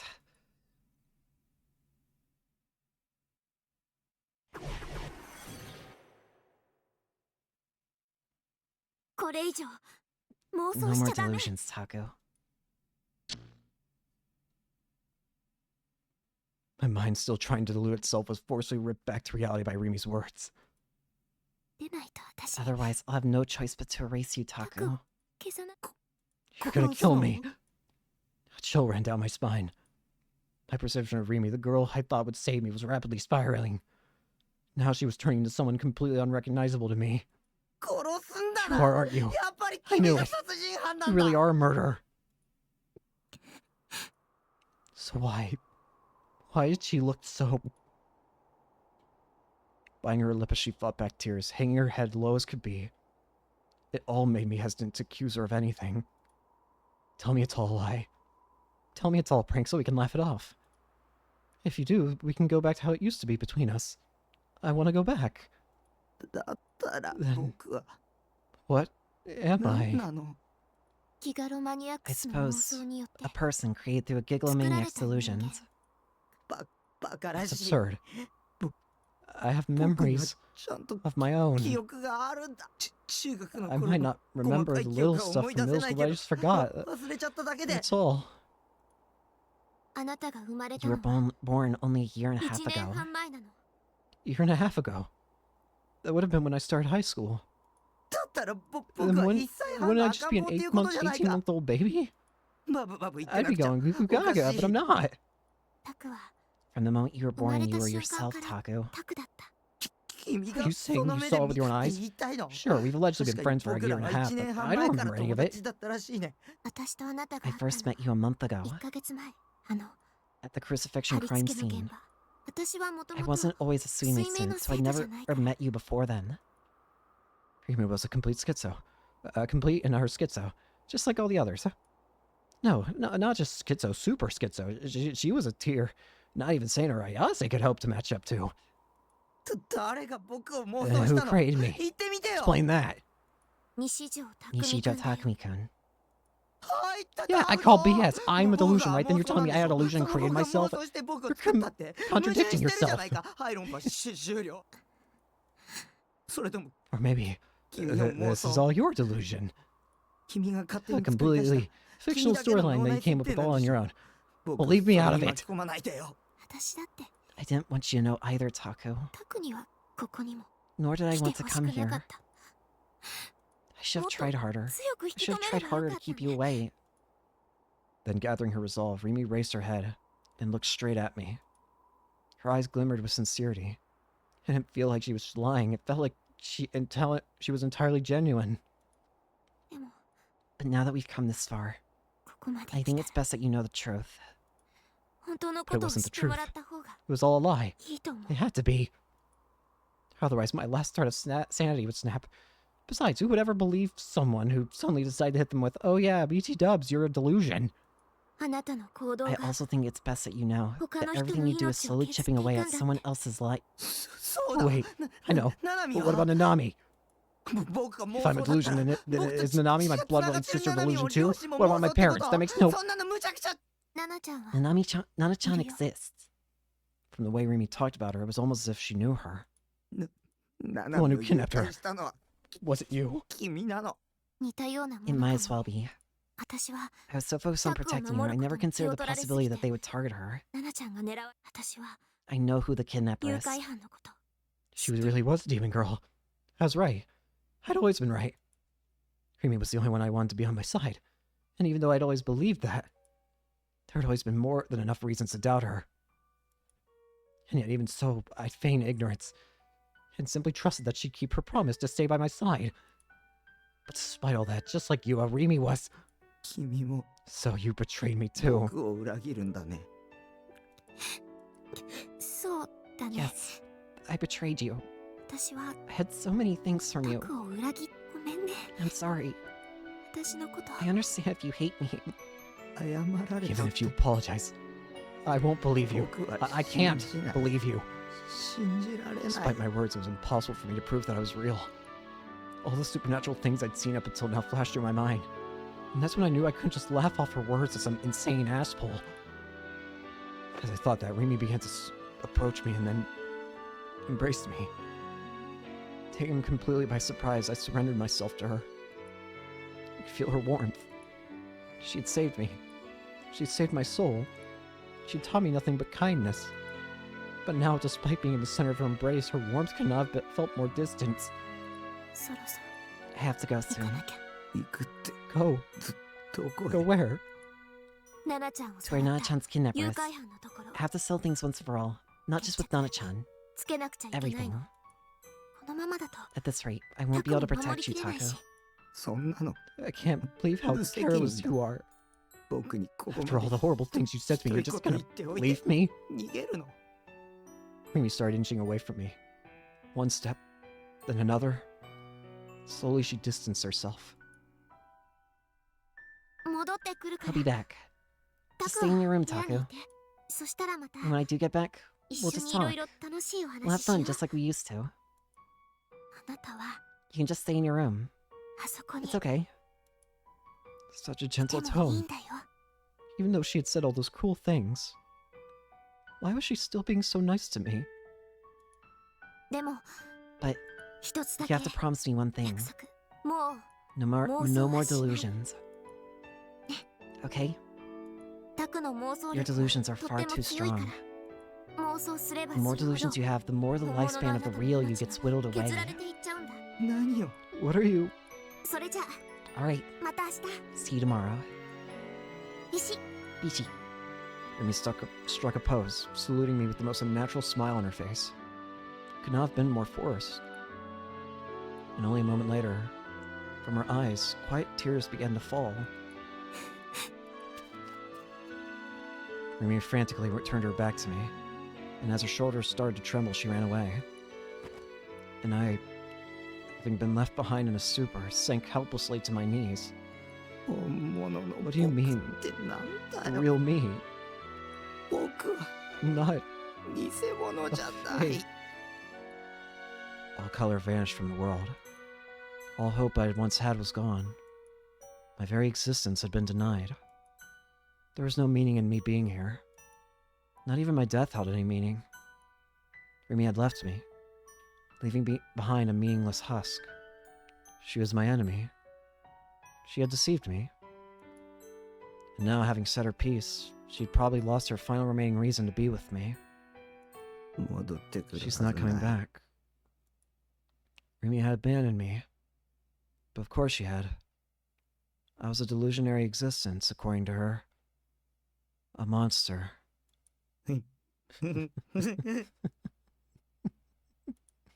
Forget it. I didn't care anymore. With no willpower to even stand up, I just stayed there. Still unable to organize my thoughts. Incapable of crying due to the sheer shock. The twilight wind robbed me of all warmth. And the very little that remained of Rimi's faded completely. As I looked up to the sky for no particular reason, I gazed at the sunset. A sunset that had almost been completely eroded by the dark night.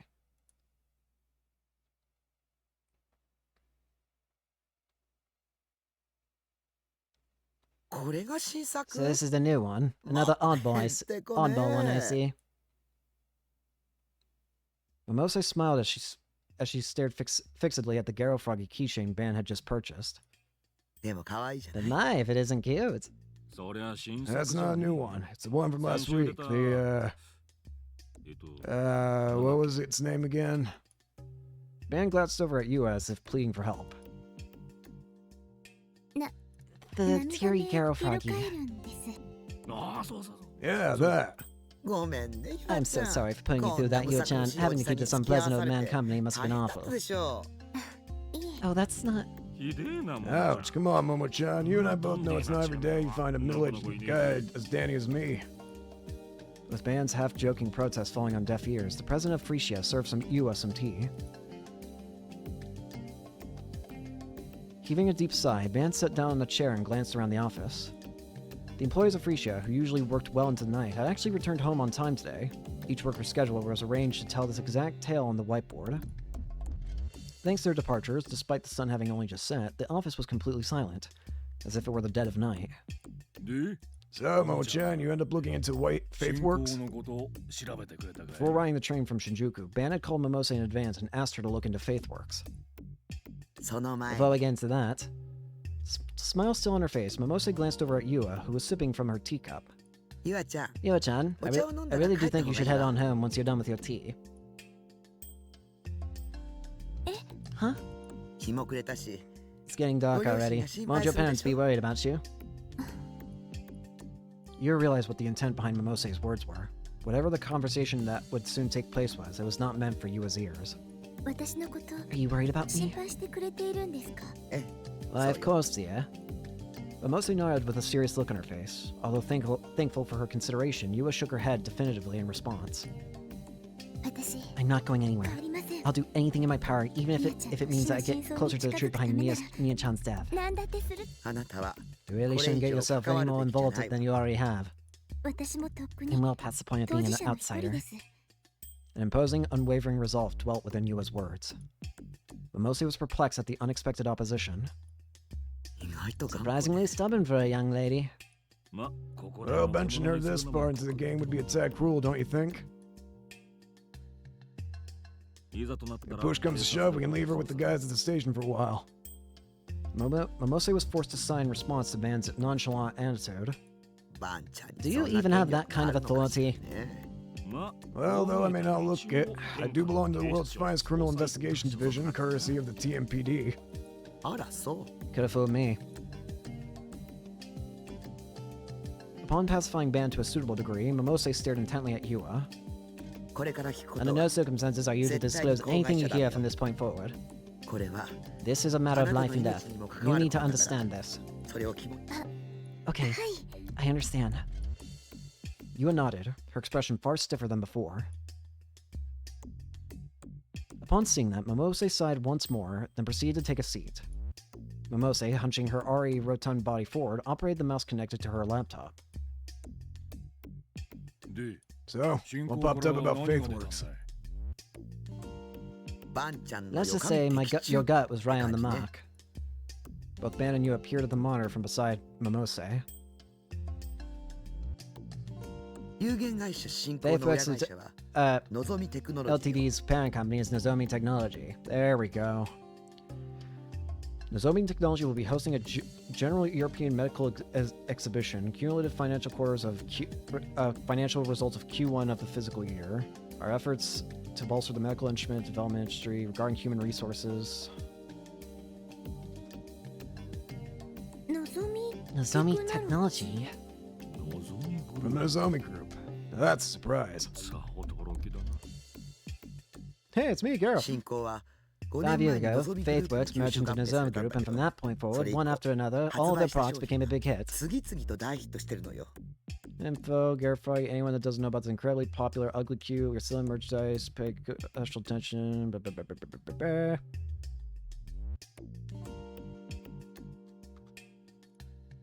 It's not just the Garifroggies, handbags made in China, reusable shopping bags made in Thailand, some sleek-looking pants, and so on. And what's more, this company's way of selling the products is especially peculiar. All of their new products are launched exclusively on the weekends. Weekends? That word stuck out especially to Ban. Could have something to do with the GE rate. Whether it's a coincidence or simply inevitable, the reason why FaithWorks products are such a big hit is thanks to the fluctuations in the GE rate. That much is certain. Remember that graph I showed you before? I mentioned that ever since around 5 years ago, the values would always go up on the weekends. That lines up perfectly with the FaithWorks and Nozomi Group merger. I see.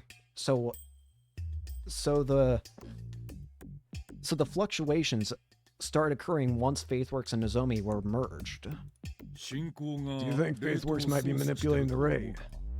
FaithWorks is not that big of a company, so I don't see that being possible.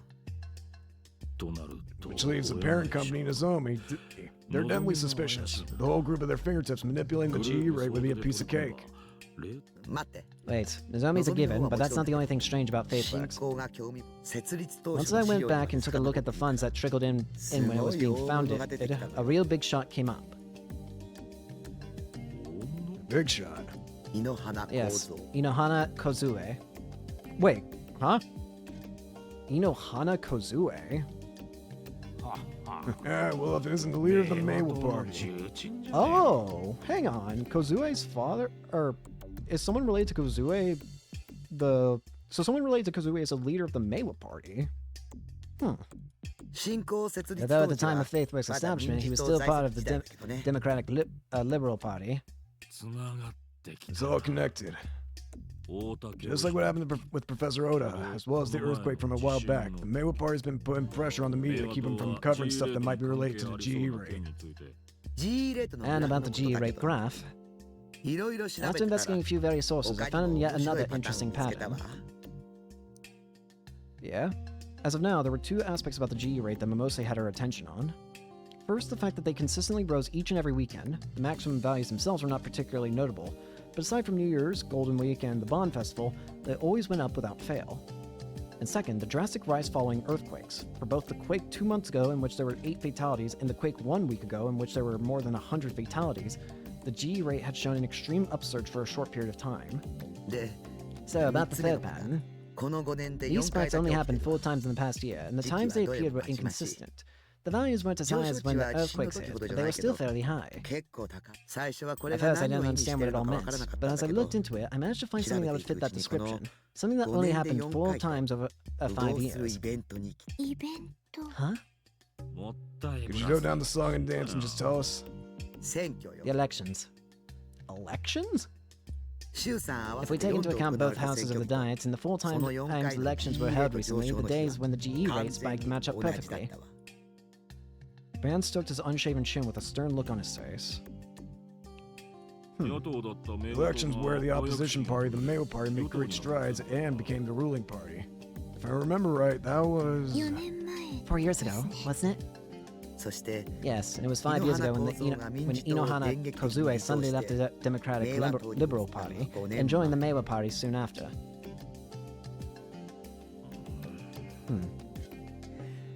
A heavy silence hung in the air around the 3 of them.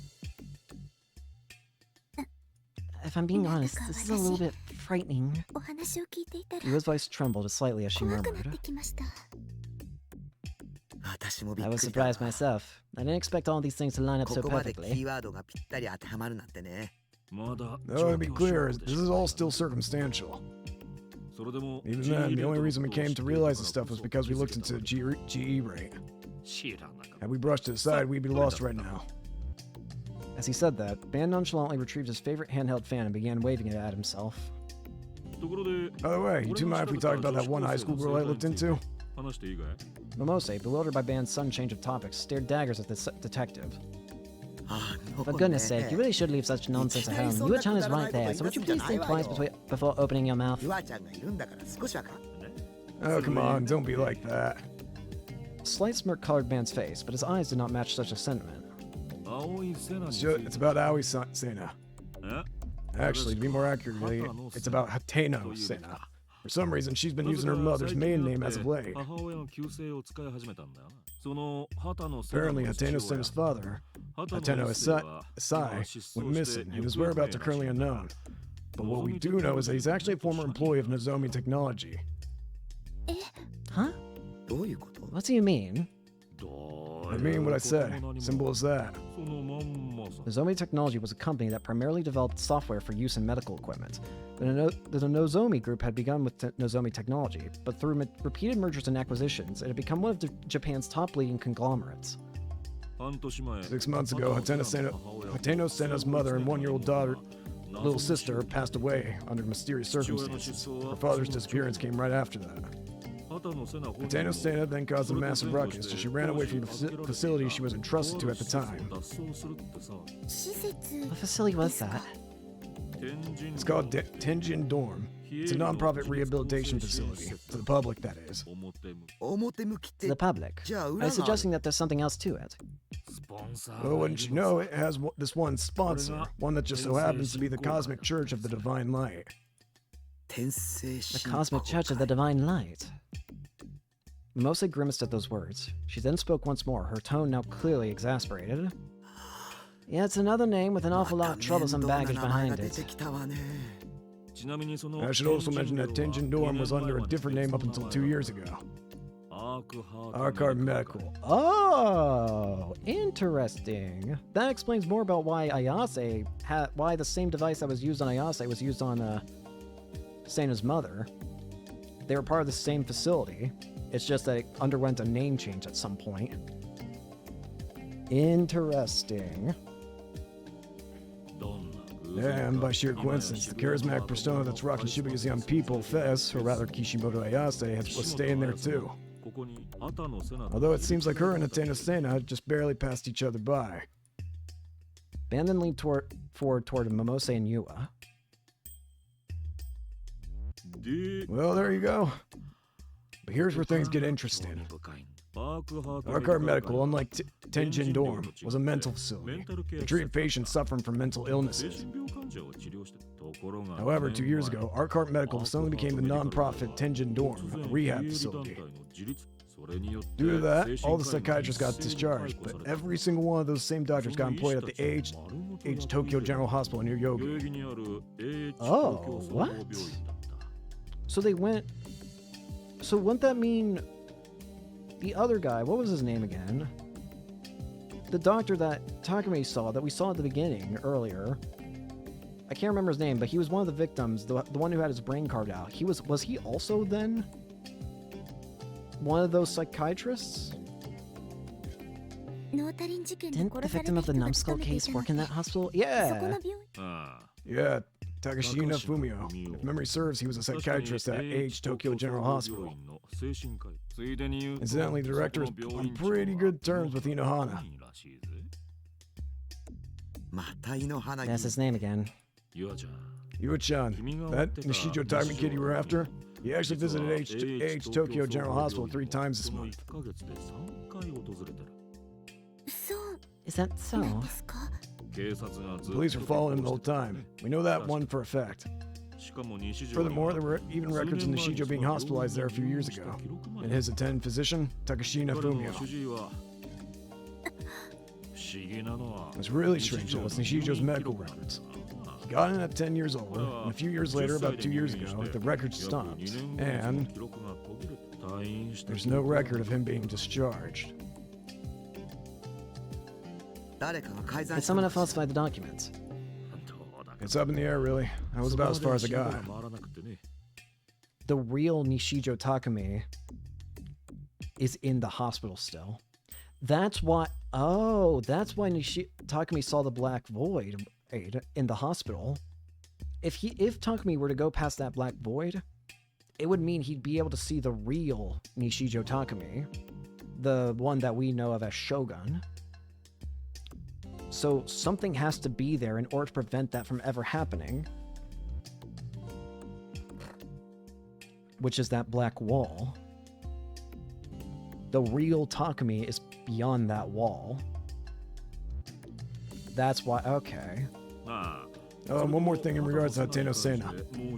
There's a high school student named Orihara Kozue that's been palling around with.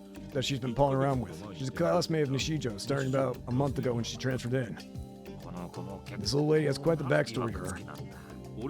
Her father is an employee at one of the Nozomi Group's affiliates. They used to live over in Hiroshima. While she was over there, an incident occurred while three students in her grade were attacked by some unknown person and suffered serious injuries.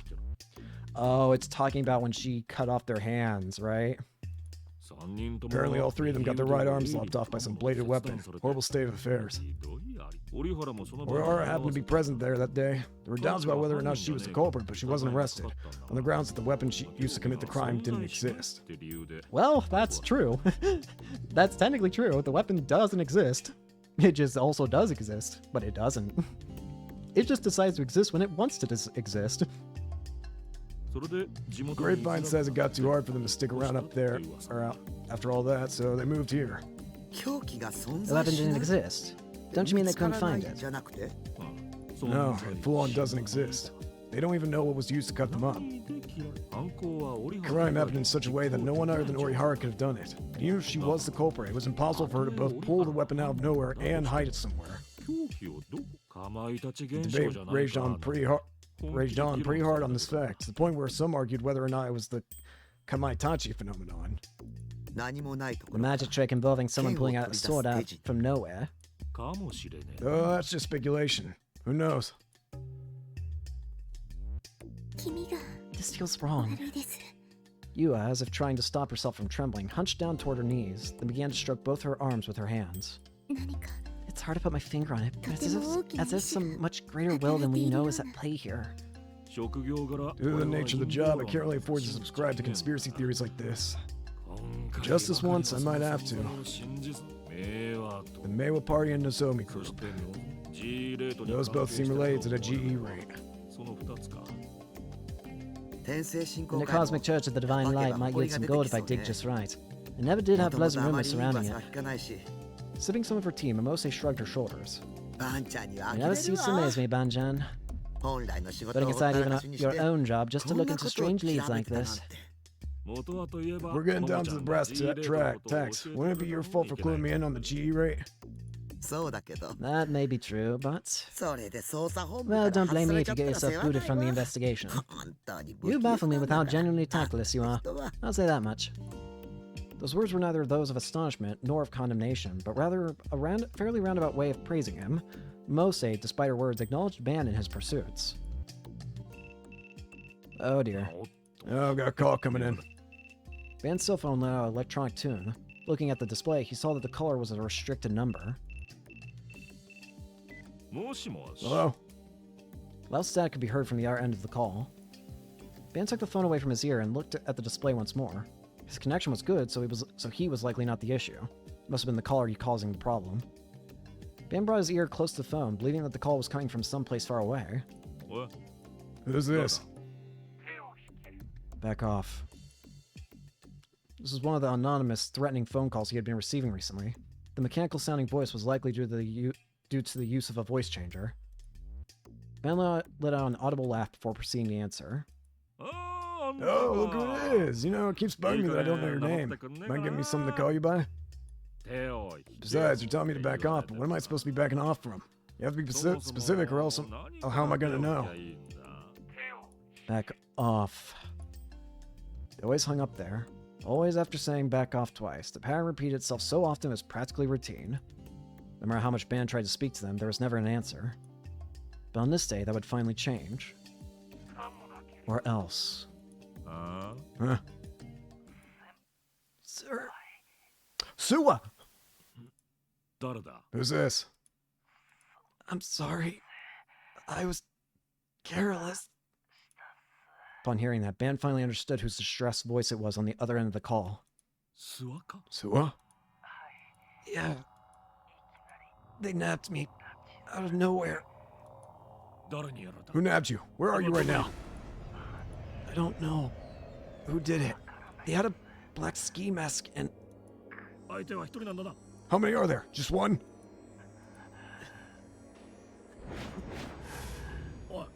You alright, kid? Talk to me. Help, sir. I'm an H-tote. Suwa! Answer me! Suwa! No matter how much Ban called out to him, there was no response from the other end of the call. With a click of his tongue, Ban hung up. Mose and Yua were looking at Ban with intense concern. Did something happen to Suwa-chan? Ban stood up, then lightly slapped his cheeks twice. Suwa's been taken hostage. Seems like they brought him to the AH Tokyo General Hospital. Oh no. The Meva party. I got no clue. But what I do know is that I can't stay here. You should call for reinforcements. If we make a bunch of fuss, Suwa won't be alive for long. I'll go alone. Ban placed his favorite handheld fan on top of the table, close to where Mimose's hands rested. Following this, he took a good long look at each of the girls. His demeanor was like that of an entirely different person's. The unreliable, middle-aged detective that he had so often played was nowhere to be seen. All there was now was an intense, fearless expression on his face. Momo-chan, Yua-chan, you two go hide somewhere safe, got it?